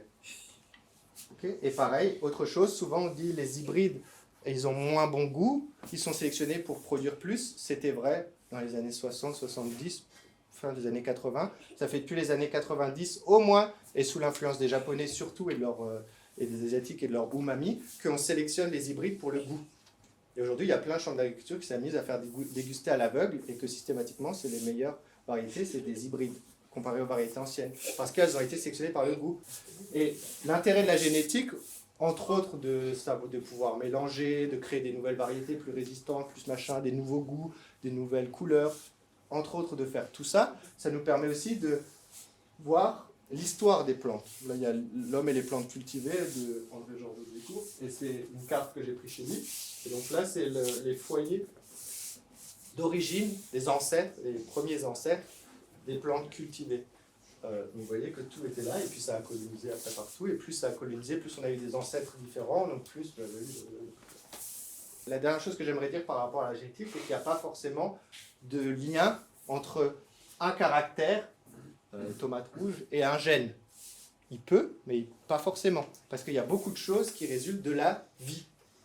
Le fait que la plante vit dans un milieu et qu'il se passe des choses, qu'il pleut pas, qu'il vente, et c'est là où nous on va basculer maintenant, et c'est là où ça nous intéresse, c'est l'influence de l'environnement, dont nous faisons partie, quand même, pour l'instant, sur la plante. Et par exemple, sur les formes, et là c'est aussi intéressant,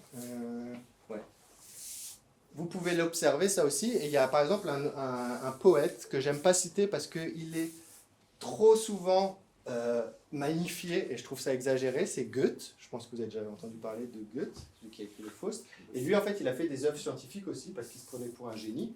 Il en était un peu. Et je vous dis ça parce qu'il y a des gens qui disent qu'il avait plus de 120 QI. J'ai même entendu un jour quelqu'un en cours me dire ça, et je promets que c'est pas une blague, qu'il savait regarder quand les nuages y bougeaient s'il y avait un séisme en Turquie. Mais c'est pas une blague, hein. C'est parce que le mec, les gens, ils sont fadas de lui. Parce qu'il a fait des belles choses, je ne dis pas le contraire. Et moi, je lui avais répondu, j'avais dit, ouais, et, même des fois, à l'odeur de son paix, il sait s'il y a eu une tornade.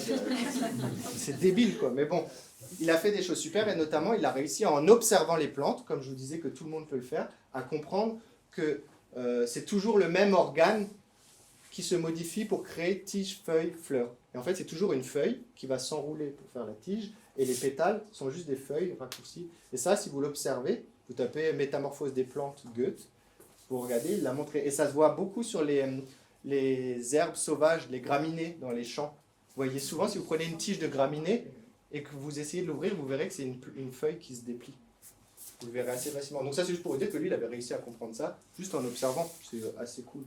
Et donc vous pouvez aussi observer que dans différents cas, les plantes, le climat a une influence sur la forme des feuilles. Par exemple, là, c'est une même plante, c'est une sagittaire. Et bien là, vous voyez, les feuilles qui sont sous l'eau, elles sont comme ça, assez étroites, parce que c'est lié à l'eau. Les feuilles qui sont dessus, pour capter, elles se mettent à plat et elles flottent. Et après, vous avez au-dessus encore une autre forme. Et cette forme est liée à l'influence de l'environnement. Vous voyez, c'est conçu pour l'environnement. Et je ne sais pas si vous avez déjà fait attention à ce genre de choses, mais on peut le voir aussi, nous, en pratique. Si on regarde la même plante, par exemple du pissenlit en fond de vallée et du pissenlit en haut de la montagne. Je ne sais pas si vous avez déjà fait attention à ça. Vous ferez gaffe, c'est assez intéressant. Les pissenlits en fond de vallée, on va dire en juin, non, avant, quand il fait encore un peu frais, ils ont des belles rosettes et les feuilles sont très très grandes. Il y a plein de feuilles, la rosette est belle et souvent c'est des feuilles assez amples. C'est cisaillé, vous voyez les feuilles de pissenlit, mais les cisaillés sont assez amples, assez remplis. Si vous allez en altitude, les feuilles sont très très découpées et la rosette est beaucoup plus concentrée. Et ça, c'est lié aux influences du climat, vous voyez. Et donc ça, c'était juste pour dire que, voilà. Et l'être vivant, on a dit, il est toujours en perpétuelle évolution parce qu'il échange tout le temps. Tout être vivant passe son temps à échanger de l'énergie et de la matière avec son environnement. Donc ça bouge tout le temps, même si vous avez l'impression que la plante, elle ne pousse pas, elle est en train d'échanger de la matière et de l'énergie. Après, il faut essayer de comprendre pourquoi elle ne pousse pas. Qu'est-ce qu'elle est en train d'échanger? Qu'est-ce qu'elle fait? Parce qu'elle fait toujours quelque chose. Vous voyez, d'où part la graine? C'est de la germination. On est d'accord là-dessus? D'abord, pour faire pousser une plante, qu'est-ce qu'il faut faire? Il faut faire germer la graine. Ça va pour tout le monde, ça? Qu'est-ce qui compte quand nous on veut faire germer une graine? C'est déjà que la graine soit de bonne constitution, parce qu'il n'y a pas toutes les graines qui germent, ça dépend si elles sont mûres, par exemple. Ça dépend si elles ont été bien pollinisées et que du coup la fécondation a bien eu lieu. Donc déjà on ne récolte pas des graines pas mûres, si on veut semer des graines, et on vérifie qu'elle est bien remplie en fait, tout simplement, avant de la semer. Ça c'est la première chose. Et ensuite on regarde aussi qu'elle n'a pas été picorée par un insecte, parce qu'il y a des insectes qui sont capables de picorer l'intérieur d'une graine. Et donc auquel cas ça ne germera quand même pas. Ça, c'est pour la première chose. Et donc, si vous achetez des graines chez un bon semencier, normalement, elles sont vachement bien. Parce qu'elles sont travaillées pour ça. Par exemple, nous, notre semencier, un jour, je lui ai dit, c'est quand même fou, à chaque fois que j'achète des graines chez quelqu'un d'autre, ça germe moins homogènement, c'est pas pareil. Et il m'a dit que c'est parce qu'eux, ils ont un outil que pas tout le monde a. Et j'ai trouvé ça incroyable. C'est une table de densité qui mesure la densité qu'il y a dans la graine pour savoir à quel degré elle est remplie ou pas. Et il trie ce qui est plus ou moins rempli. C'est fou. Et du coup, ça explique, ok. Et après, il m'a dit que c'est parce que aussi, eux, sur certaines graines, ils brossaient les poils pour que ça germe plus facilement. Parce que des fois, vous avez des graines avec des poils. Bon, je pense pas qu'ils les brossent à la main. Mais... non, moi, j'ai fait le geste pour mimer, mais je suis pas sûr que ça donne. Après, je sais pas. Hein, mais... voilà. Et donc, à savoir aussi que le pouvoir de germination de la graine baisse avec le temps. Donc si vous gardez des graines plus que 1, 2, 3, 4 ans, il est normal qu'il n'y a pas tout qui germe, parce que avec le temps ça s'épuise. Et ça dépend en plus des graines, plus les graines sont grosses, plus c'est vrai ça.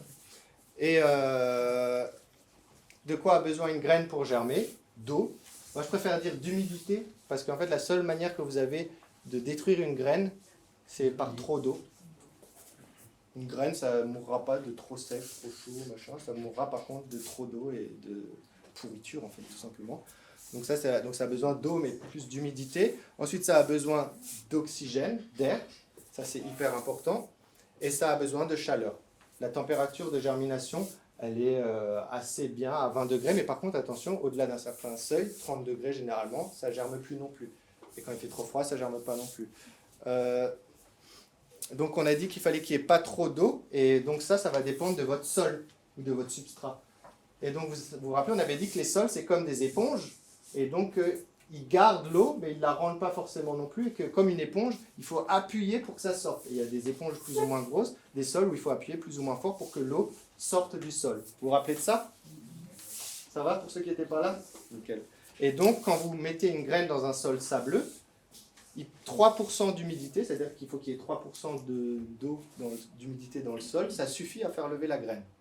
Dans un sol plus argileux, donc une éponge où il faut appuyer plus fort, il va falloir 19% d'humidité pour réussir à faire germer la graine. Donc ça aussi, si des fois vous faites des semis et que vous les ratez, avant de dire que vous avez fait quelque chose de mal, ou que c'est le semencier, ou que les graines c'était de l'arnaque, peut-être regardez si votre sol il n'était pas trop, il n'est pas compact, il n'est pas dur, et auquel cas il faudrait peut-être donner plus d'eau parce que l'éponge garde l'eau. Vous voyez, ça c'est la première chose.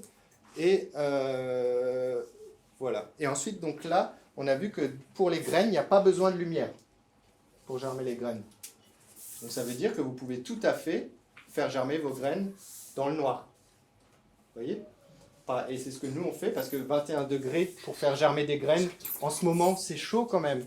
Surtout les graines de tomates, poivrons et tout ça. Et nous, on en a beaucoup, donc on ne peut pas s'amuser à les mettre sur nos radiateurs à la maison, comme beaucoup de gens font. Donc qu'est-ce qu'on a fait? On a fabriqué un placard bien isolé, avec un chauffage dedans, et on empile les graines dans des pots. Et comme il n'y a pas besoin de lumière, mais qu'il y a juste besoin d'air, un peu d'humidité et de chaleur, ça germe. Par contre, l'étape prochaine, c'est déploiement des panneaux solaires.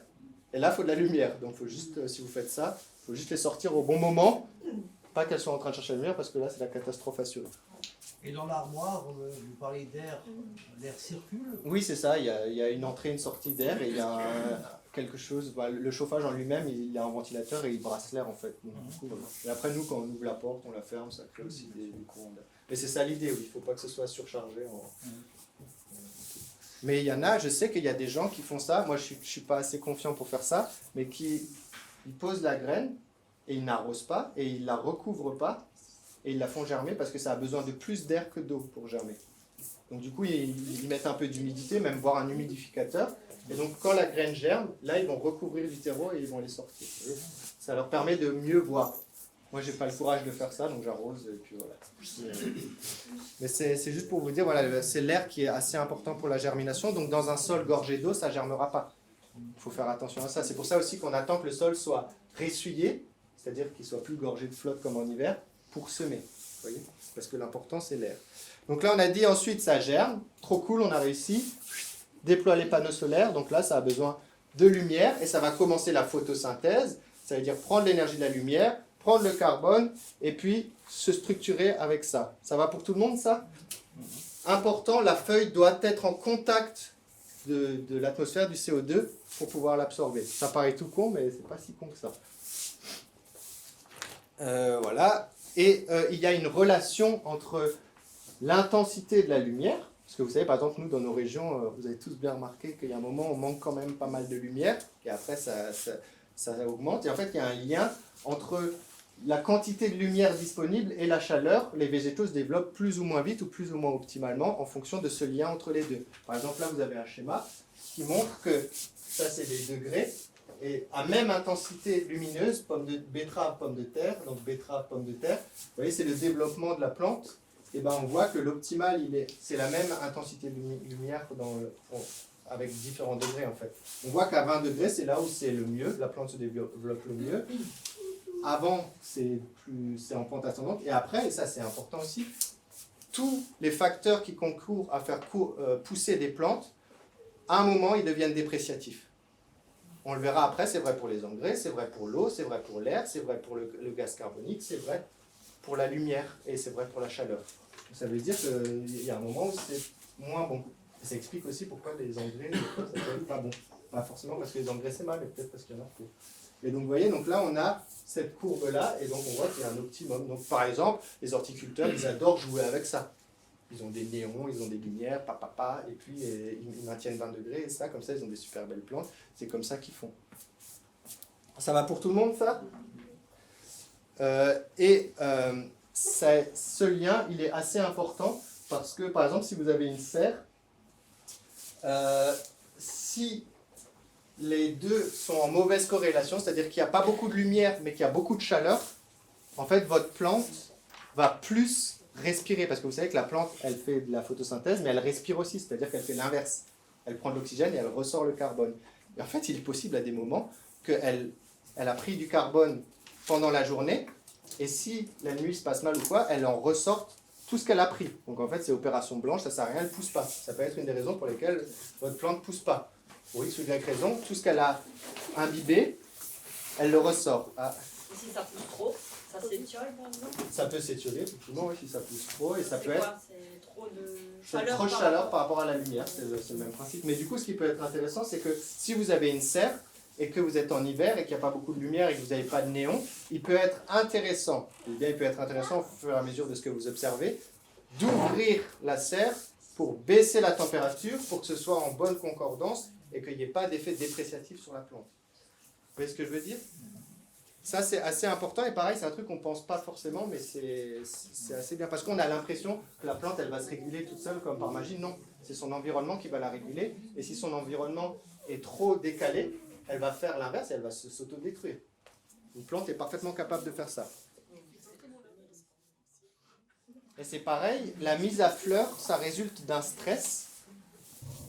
Donc la plante, elle va vouloir se reproduire, donc il y a un stress, et donc par exemple, d'un coup, baisser l'intensité lumineuse, ou d'un coup faire un coup de froid, ou d'un coup faire un coup de chaud, vous l'avez peut-être tous observé, ça déclenche les fleurs. Et les horticulteurs, ils sont à fond là-dedans. Pendant longtemps, je me suis posé la question, quand on va chez des horticulteurs, des fois ils ont des pieds de tomates comme ça, je ne sais pas si vous avez déjà vu ça, tout petit, avec un beau truc et avec des fleurs. Et je me suis souvent dit, mais comment ils font ça ? Ben, en fait, c'est avec des lumières.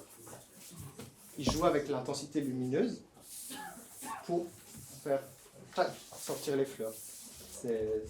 C'était tout con, mais j'y avais pas pensé. Voilà. Mais dans la plante, il n'y a pas que le carbone, on l'avait vu tout à l'heure, il y a aussi les minéraux. Et les minéraux, ils sont absorbés avec, pas les feuilles cette fois, avec les racines, l'eau, etc. Patati, patata.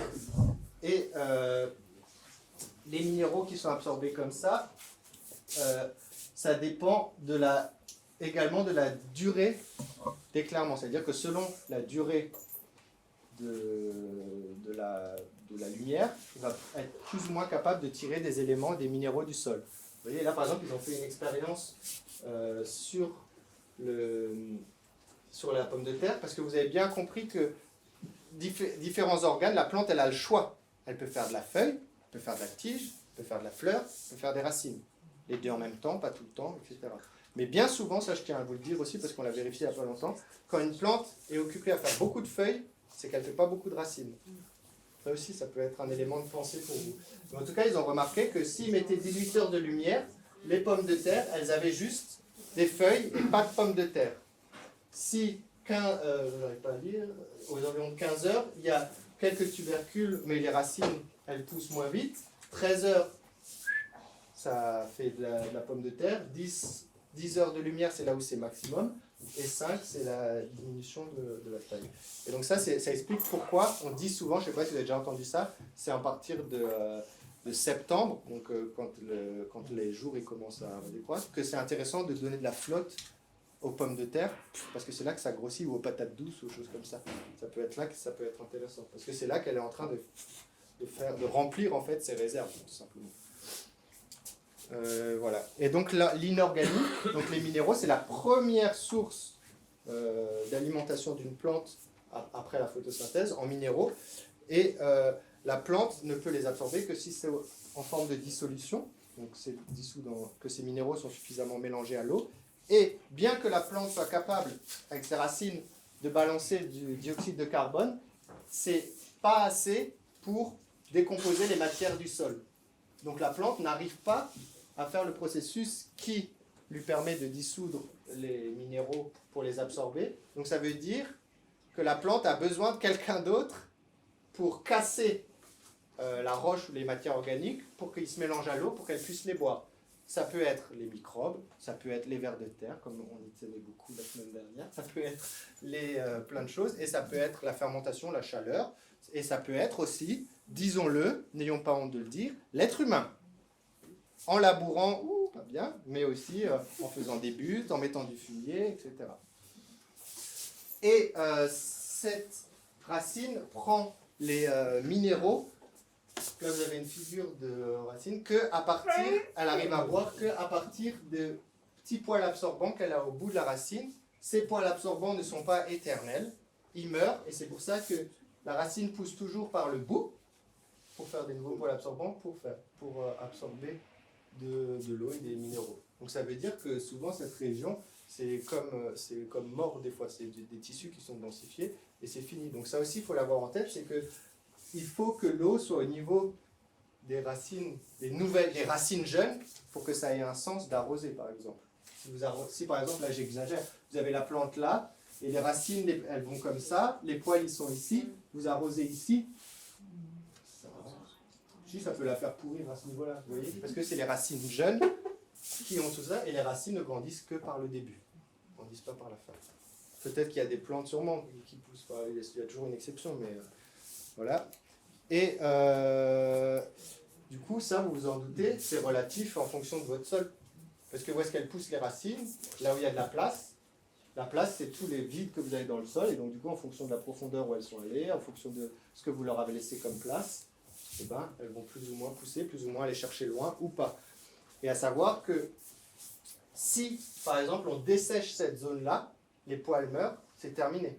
Donc, ça veut dire qu'il faut aussi prendre garde à ce que quand on arrose bien jusqu'à là où il y a les poils absorbants et qu'on maintient humide ça pour pas qu'ils meurent. Parce que souvent, c'est une mode en ce moment en maraîchage, mais j'ai du mal à saisir, c'est qu'on arrose, on veut toujours mouiller toute la surface du sol parce qu'on veut que les racines, elles aillent partout. Mais souvent, ça ressèche entre et donc ça veut dire que ça remeurt après. Vous voyez? Donc ça a du sens que si vous maintenez tout le temps humide, en été là je parle, hein, parce que si ça sèche, ça a un effet négatif sur les poils absorbants. Voilà. voilà. Et les racines, ce qui est important de savoir aussi, c'est qu'elles respirent. Donc elles ont besoin de... Voilà, merci. C'est juste pour vérifier. Elles ont besoin d'oxygène, donc d'où l'importance d'avoir des vides. D'où l'importance de ne pas avoir trop de... Non, argile, on oublie. Laissez argile avec les vers de terre là-bas. De l'eau, voilà. Dans les trous du sol, vous avez soit de l'eau, soit de l'air. S'il y a trop d'air, c'est qu'il n'y a plus d'eau. S'il y a trop d'eau, c'est qu'il n'y a plus d'air. Donc d'où l'importance de réguler ça aussi pour les racines. Parce que si elles ne peuvent pas respirer, elles meurent. Et si elles respirent, ça veut dire qu'elles recrachent quoi? Du CO2. S'il y a trop de CO2, vous pensez qu'elle peut encore respirer longtemps? Est-ce que vous pensez que c'est la seule qui respire dans le sol? Non, il y a tous les animaux et tout ça. Donc, c'est aussi important de vérifier qu'il y a bien des flux dans votre sol. Comment? Que l'aération fonctionne.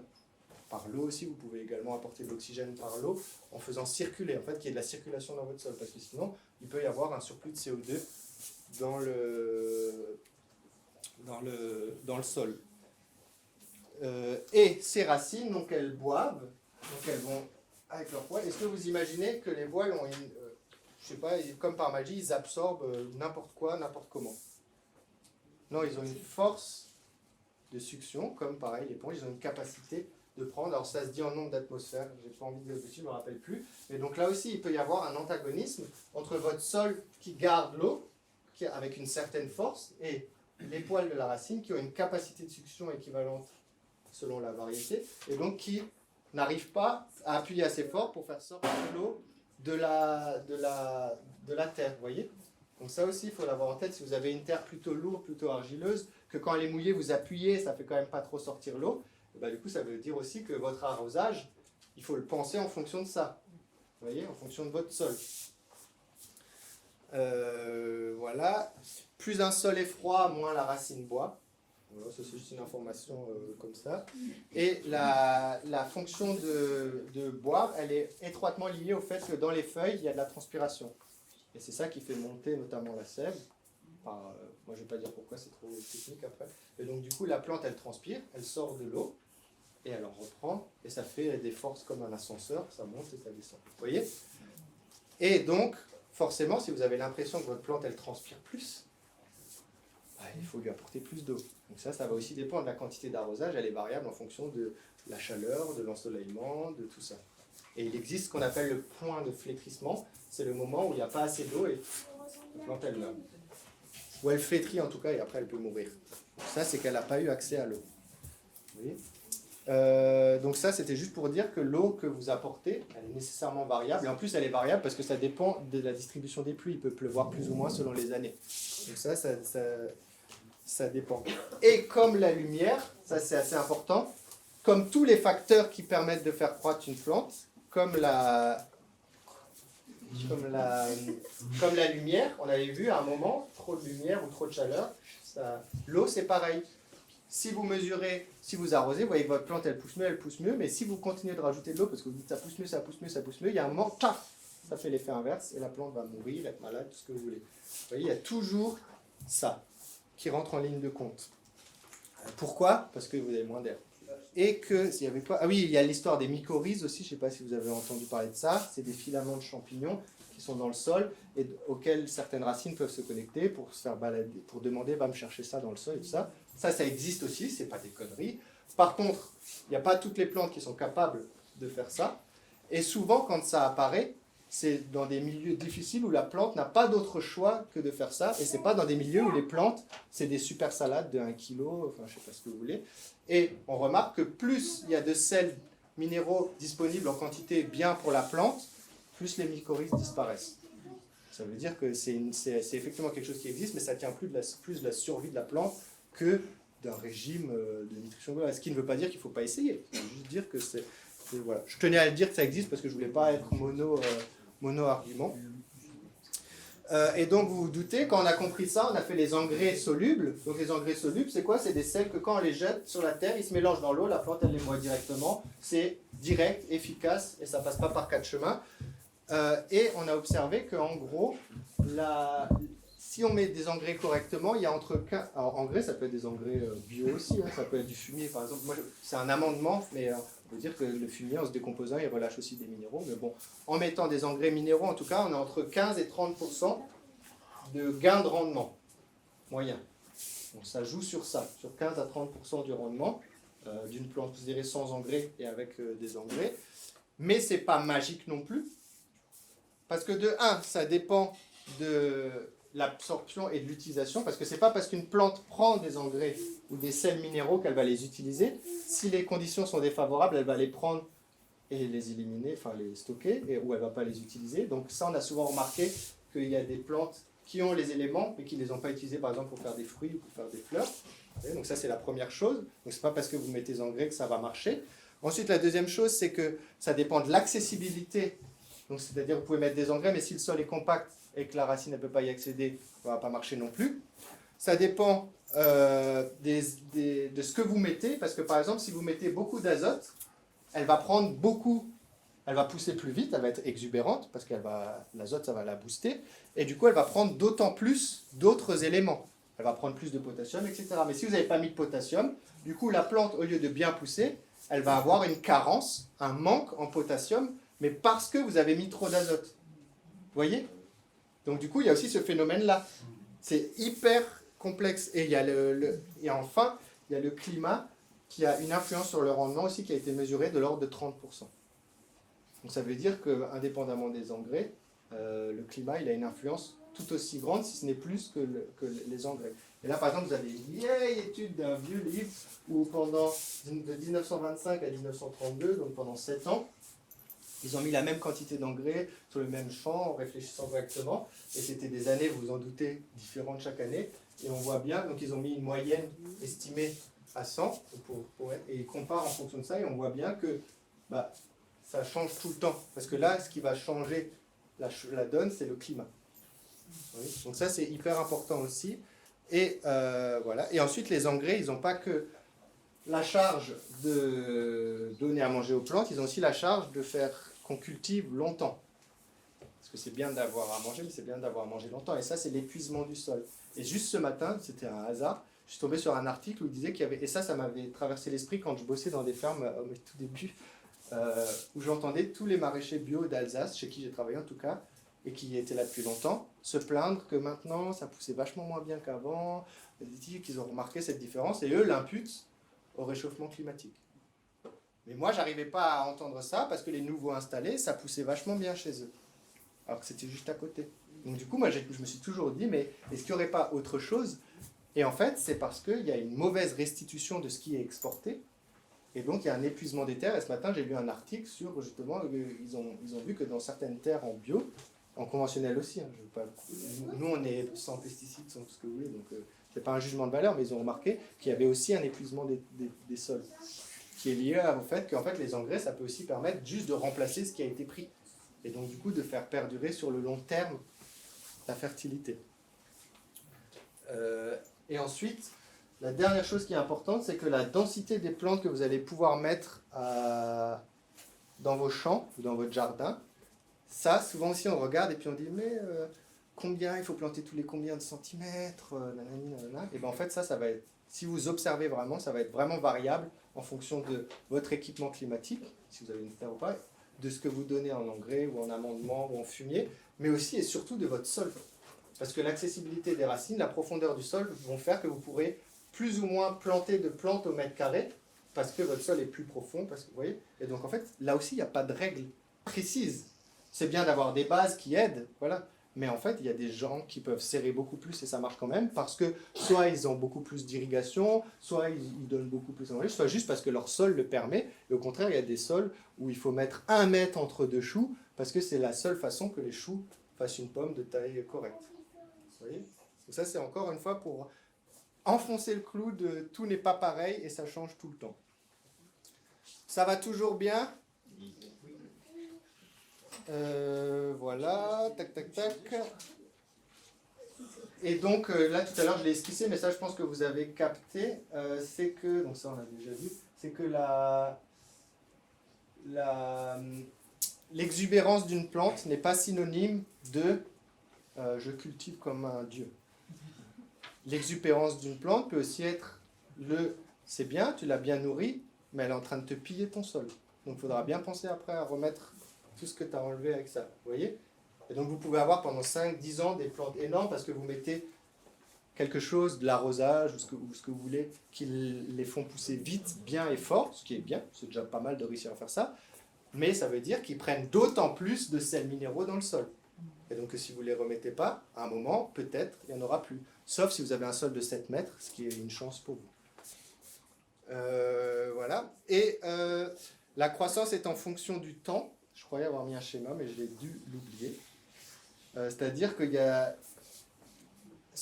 d'abord la phase de germination, après il y a la phase de croissance, après il y a la phase de floraison, fructification, et ensuite, tout doucement, on va vers la fin. Et ça, ce qui est très intéressant, c'est que ça peut être plus ou moins variable selon les plantes. Et là, je vous dis un truc qui est un truc personnel qui est peut-être juste des grosses conneries, mais moi, ça me triture l'esprit. C'est que j'ai l'impression que la plante, c'est un bon exemple de l'espace-temps. Vous voyez, si je dis espace-temps là, c'est la même chose. Parce que si on imagine que une plante, quand elle germe, elle est enfant ou bébé. Si on imagine que quand elle pousse, elle est enfant. Si on imagine que quand elle fleurit, elle est adulte. Et qu'après, quand elle fait ses graines, elle est vieille. Vous voyez, on a les stades comme chez nous. Ça vaut ce que ça vaut. Ça, je vous dis, ça c'est juste parce que moi, je suis content de penser ça et ça me plaît, quoi. Mais je ne sais pas ce que ça vaut. Et peu importe au final. Vous n'êtes pas obligé de le prendre et de dire « Ouais, c'est génial ». Moi, je trouve ça bien. Et donc, si on imagine ça, si vous mettez 2 plantes, vous les semez en même temps, elles sont bébés. Vous en mettez une à 12-15 degrés avec une luminosité assez faible, on va dire une salade par exemple, et l'autre, vous la mettez en pleine lumière à 25 degrés. Celle que vous avez mis un peu à l'ombre, etc., elle va faire feuille, feuille, feuille, feuille, feuille, feuille pendant longtemps. Donc elle va, entre guillemets, rester adolescent, enfant, assez longtemps. L'autre, par contre, elle va faire feuille, feuille, tchouf, graine. Vous voyez? Et donc, parce qu'en fait, l'âge de la plante, entre guillemets, ou en tout cas son développement en termes d'enfance, adulte, etc., son cycle évolutif est hyper lié aux conditions climatiques. C'est pour ça que je trouve que c'est si un jour je dois apprendre ça à mon fils, la théorie de la relativité générale, l'espace-temps, je passerai par les plantes parce que je trouve qu'on peut le faire en vrai. On peut faire l'expérience, le montrer et dire, ouais, tu vois, cette plante, elle reste enfant et elle va grandir plus longtemps. Je ne sais pas ce que ça vaut, mais je voulais le dire. Je trouvais ça marrant. Et ce qui est important aussi de savoir, c'est que chaque stade est conditionné par le précédent, parce que la plante, elle va faire tige, feuille. À partir de la feuille, elle va faire la tige, feuille. Et donc si, quand elle a fait cette feuille, oh, il fait froid, la feuille s'est recroquevillée, ou elle est devenue violette pour X ou Y raison, ou elle s'est fait manger par un truc, et bien vous vous doutez bien que la tige et la feuille qui va ressortir après va être conditionnée par le fait que là, il y a eu moins d'absorption, ou que là, il y a eu plus de difficultés. Vous voyez? Et ça, c'est important à comprendre parce que chaque stade, si vous remarquez quelque chose sur votre plante, peut avoir un effet. Donc il faut aussi être attentif à ça. C'est-à-dire que si vous avez remarqué que votre salade, là, à un moment, il y a eu tout d'un coup un -5, ça va avoir un rôle sur ce qui va se passer après et que peut-être il faudra être attentif à ça. Vous voyez? Et c'est pour ça que souvent, quand on sème des choses en avance, des fois, elles se font rattraper par ce qu'on a semé après. C'est parce qu'en fait, à un moment, il y a eu un coup de froid ou un coup de quelque chose qui a ralenti drastiquement et qui a conditionné tout ce qui va se passer par la suite. Vous voyez, là c'est pareil, pas la peine forcément de dire « Ah là j'ai raté mes trucs à cause de ça ». Non, c'est peut-être juste qu'à un des premiers stades, il s'est passé un choc qui a fait que ça a impacté toute la suite. Voilà, et donc aussi quelque chose que j'ai trouvé super important dans ce qu'on a dit, c'est que tous les facteurs qui permettent de faire pousser, à un moment sont des poisons. Vous voyez? Et ça, je trouve ça assez important parce que déjà ça relativise pas mal de choses, ça nous demande d'être peut-être un peu calmos au début quand on ne sait pas trop ce qu'on fait, et ça me fait aussi dire si l'air, s'il y en a trop c'est pas bien au bout d'un moment, si la lumière, s'il y en a trop au bout d'un moment c'est pas bien, si l'eau aussi, si les engrais aussi, on parle beaucoup de matière organique aussi, est-ce que c'est vraiment envisageable qu'un accumul que si on met de la matière organique, qu'il n'y a pas un moment où aussi c'est dépréciatif. Pourquoi est-ce que ce serait la seule chose qui, à un moment, n'aurait aucun impact négatif, alors que tout ce qui fait croître, à un moment, en excès, est négatif. Donc il y a toujours un stade où ça devient mauvais. Vous voyez, ça c'est pareil, ça nous rend attentifs au fait qu'il Il n'y a rien de magique, il n'y a rien qui est que positif. La plante, elle n'est pas toujours bien. Et vous voyez ce que je veux dire? Ça me paraît assez important. Et après, je voulais aussi vous raconter ça parce que c'est marrant. Une des causes principales, une des limites principales de la croissance des plantes, parce que vous doutez bien que les mecs qui font ça, et les femmes qui font ça, ils essayent tout et n'importe quoi. C'est leur métier. Ils ont de la chance, c'est vachement bien. Et du coup, ils ont essayé de voir quel était le facteur le plus limitant dans le fait de casser la barrière maximum de rendement d'une plante. Et ils se sont rendus compte que c'est jamais l'intensité lumineuse, enfin, jamais. C'est rarement l'intensité lumineuse parce que le soleil déploie une quantité d'énergie largement suffisante, que c'était rarement les températures non plus, parce qu'au bout d'un moment, on l'a vu, ça devient dépréciatif, et qu'en fait, une des causes principales, une des barrières physiques principales, ça va être la quantité de CO2 disponible dans l'air. C'est parce que la quantité est assez minime dans l'air, elle augmente en ce moment, peut-être que c'est une bonne chose pour les plantes, on verra, mais c'est ça qui est le facteur limitant. Ça veut dire que si on ajoute du CO2, elle peut mieux se servir du soleil. Et ce qui est très drôle que je voulais vous dire, quand j'ai regardé les études qui ont été faites dans les années 30-40, ils s'amusaient, et c'est pas une blague. La première chose qu'ils ont fait, c'est qu'ils ont foutu à fond des poêles à charbon dans les serres, pour foutre du CO2 à balle, pour regarder si ça avait un effet. Ils se sont rendus compte que ouais, ça avait un effet. Alors ils se sont dit, on va essayer dans les champs. Mais ça ne va pas marcher avec juste le poêle, parce que ça va se disperser trop. Et donc ils ont essayé avec des gaz de fou qu'ils ont conçus pour savoir comment le CO2 il allait rester le plus proche de la Terre. Et ils ont envoyé du CO2 à balle dans des compositions gazeuses hyper énervées, on va dire, pour voir si ça marchait. Et en fait, ça marchait toujours pas parce que l'atmosphère est trop grande et donc ça se dilue forcément, quoi. Mais c'est marrant aujourd'hui de regarder ça et de dire que c'est complètement fou qu'à l'époque des gens... Mais parce qu'ils avaient remarqué que le CO2 était un problème pour les plantes. Et c'était un facteur limitant pour les plantes. Voilà. Donc là, on a un peu fait le tour sur ce qui est de l'ordre de la physiologie de la plante. L'hérédité, ça va? Pour vous, le tableau général, il a été à peu près compris, c'était un peu bien. Alors, c'est pas tout à fait fini. Maintenant, j'aimerais ouvrir une autre parenthèse, c'est que dans l'observation des plantes, vous avez effectivement la plante que vous faites pousser, mais vous avez aussi toutes les plantes qui vous accompagnent et qui existent en dehors, les mauvaises herbes et même les plantes qui poussent dans le jardin du voisin ou dans la forêt, tout ça. Et donc, en ce moment, c'est la mode des plantes bio-indicatrices.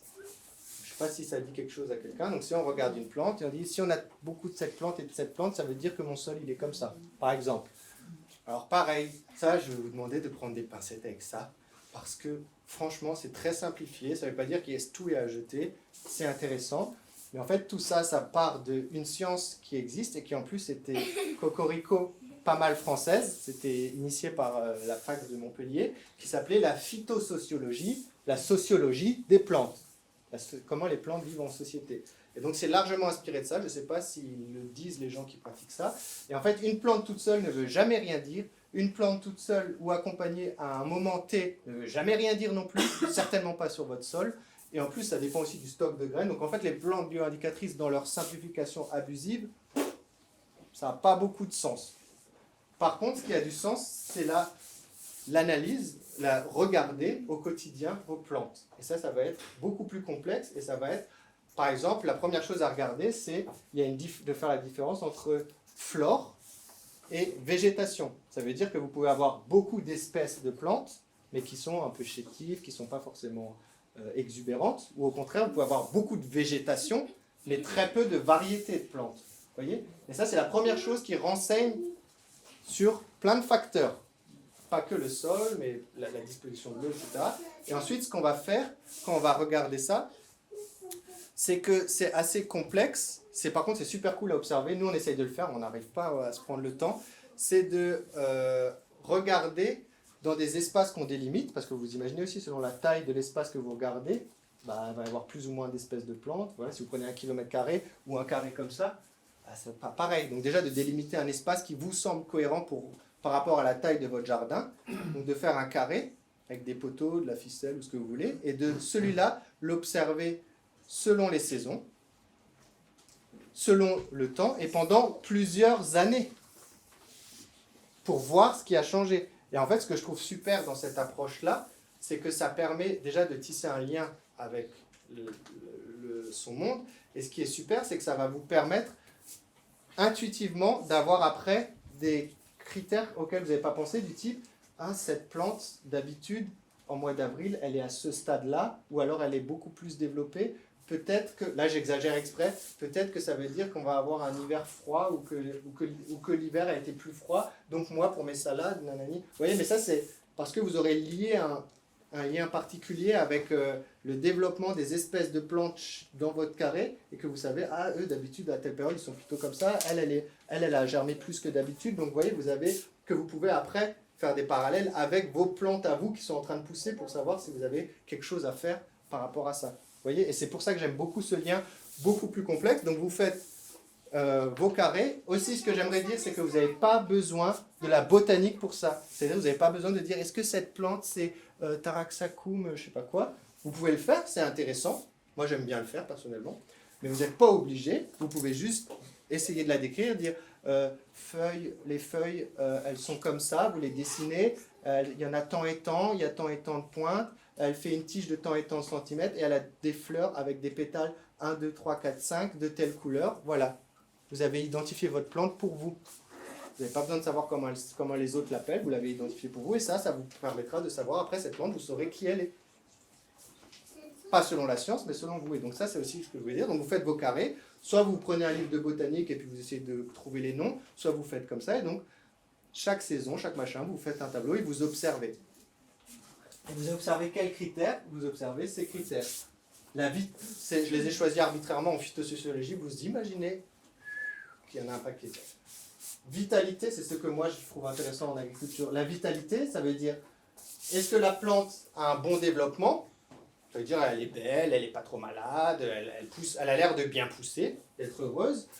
Est-ce qu'elle fait son cycle évolutif complet au cours de l'année? Ça veut dire, est-ce qu'elle fait feuille, tige, fleur, graine? Ou est-ce qu'elle est vigoureuse, mais que par exemple, elle ne fait pas ses fleurs? Donc elle ne se reproduit pas comme ça. Ou alors, est-ce qu'elle ne se développe pas vraiment bien, et en plus son cycle est incomplet? Ou alors, est-ce que c'est juste des plantes qui germent de façon accidentelle, que vous ne retrouvez pas chaque année, que c'était là pour X ou Y raison? C'est la première chose à regarder sur l'ensemble des plantes que vous avez. Chaque plante, comment est-ce qu'elle est? Ensuite, c'est l'abondance. Vous trouvez une plante, petite fleur violette, par exemple, vous l'appelez comme ça. Un prénom, voilà, on va lui donner un prénom. Josiane. Josiane, ça ira très bien une plante violette. Donc Josiane, vous avez identifié Josiane, et Josiane, elle est bien, elle est belle. Elle a un cycle évolutif complet, chaque année, elle fait ses fleurs, ses feuilles, donc ça veut dire qu'elle a l'air, dans son milieu, assez bien.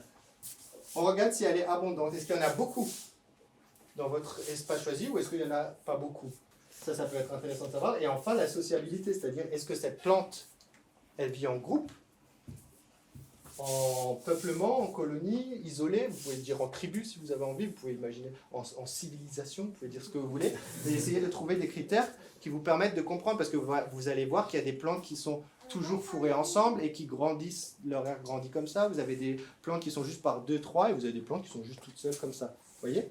Et après, une fois que vous faites ça, par exemple, vous faites un cahier et vous regardez, par exemple, nous on essaye de regarder tous les 3 mois, on n'y arrive pas encore, parce qu'on ne se prend pas assez de temps, et tous les ans, et vous remplissez juste en décrivant, c'est-à-dire sans réfléchir, et puis après, vous pouvez vous amuser une fois de temps en temps à comparer les années, comparer les saisons, comparer les machins, et moi je suis intimement convaincu que ça, dans la pratique, ça va vous rendre sensible sans que vous ayez besoin de le conceptualiser, de le conscientiser, d'en faire des leçons de morale pour tout le monde, et ça va vous apprendre des choses, et vous saurez, pas pourquoi, mais là, je vais arroser un peu plus mes salades.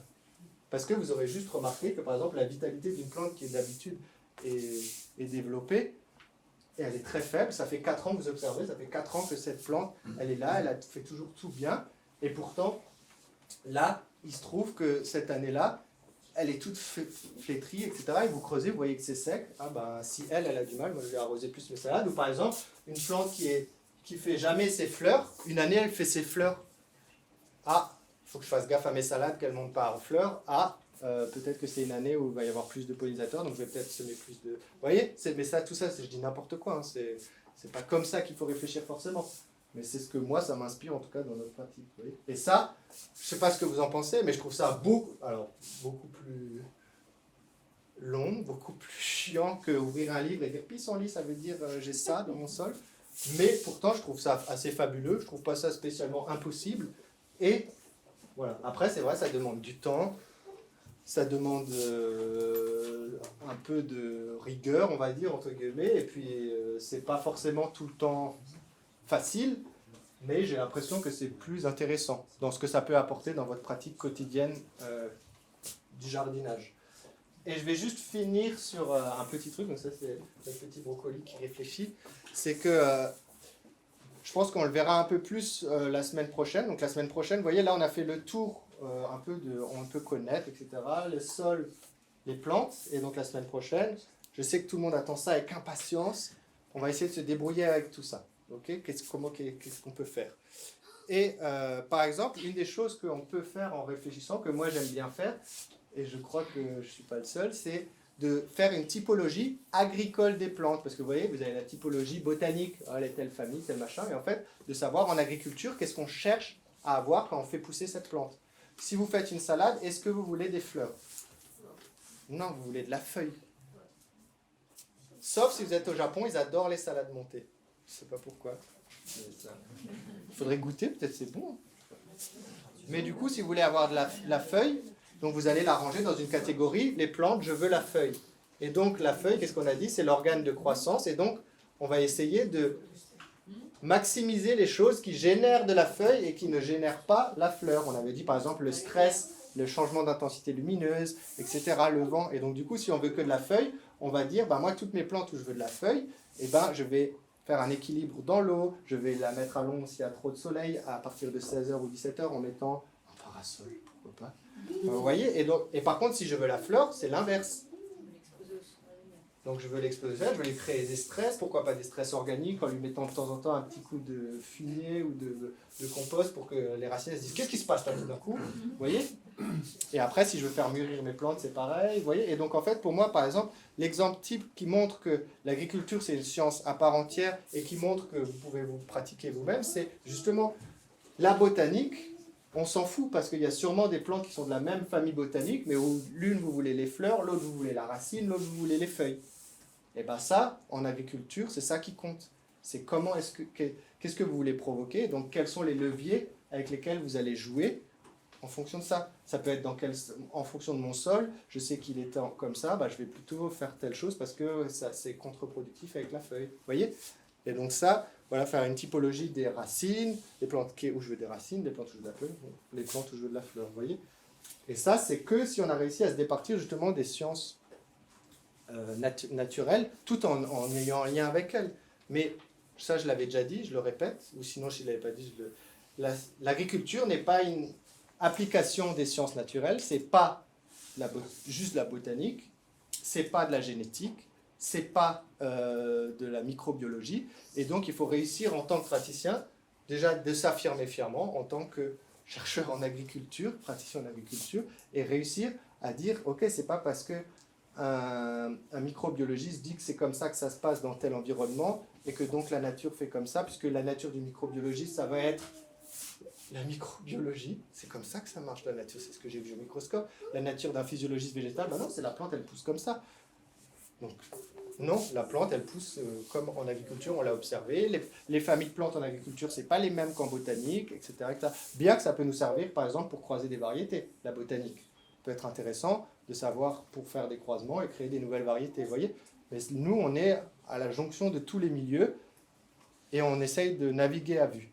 Et par exemple, ça je l'avais dit, mais je vais le redire parce que il y a peut-être des gens qui ne l'ont pas entendu. Aujourd'hui, il y a un truc que tout le monde adore chez les scientifiques, c'est de dire les vaches ne mangent pas d'herbe parce que en fait, il y a des microbes et donc en fait, elle fait de la fermentation et en gros, elle mange ce qui est généré par les microbes, voire les cadavres des microbes. Et après, quand on analyse l'herbe qui ressort dans la bouse, elle a encore tous les constituants parce qu'en fait, elle se nourrit des processus de fermentation qu'il y a dans son estomac, dans ses estomacs. Et donc, conclusion du microbiologiste qui regarde ça, la vache ne mange pas d'herbe. Ce qui est vrai du point de vue de la microbiologie, et c'est prouvé, etc. Mais d'un point de vue agricole, la vache, elle mange de l'herbe. c'est peut-être chiant à admettre pour un microbiologiste, mais un paysan, ils ont sélectionné les vaches justement parce qu'elles étaient capables de transformer de l'herbe en viande, en lait, en ce que vous voulez, en peau, pour s'en servir après, parce que dans les alpages suisses, faire pousser des carottes, c'est vachement compliqué. Faire brouter des vaches, c'est un peu moins compliqué, et on peut manger ça. Et nous, on ne peut pas manger directement de l'herbe. Vous pouvez essayer, comme la lumière, vous pouvez essayer de vous en nourrir. Je ne suis pas sûr que ça va marcher aussi bien que d'élever des vaches qui vont manger l'herbe d'un point de vue agricole. Vous voyez ? Et c'est pour ça que moi, je tiens à cette distinction entre... Voilà, ça ne veut pas dire que ce qu'ils nous ont appris n'est pas intéressant, parce qu'effectivement, eux, leur but, c'est de dire on peut donner des déchets aux vaches pour les nourrir, plutôt que... Et du coup, planter de la forêt là où il y a des pâturages. Voilà, c'est ça leur idée politique derrière. Moi, je ne la juge pas. Franchement, pourquoi pas, après tout. Mais nous, en tant que paysans, si on a des vaches, c'est parce qu'elles mangent de l'herbe. Vous voyez ? Voilà, je crois que j'ai fait le tour. Ça. Allez, merci beaucoup et puis à bientôt.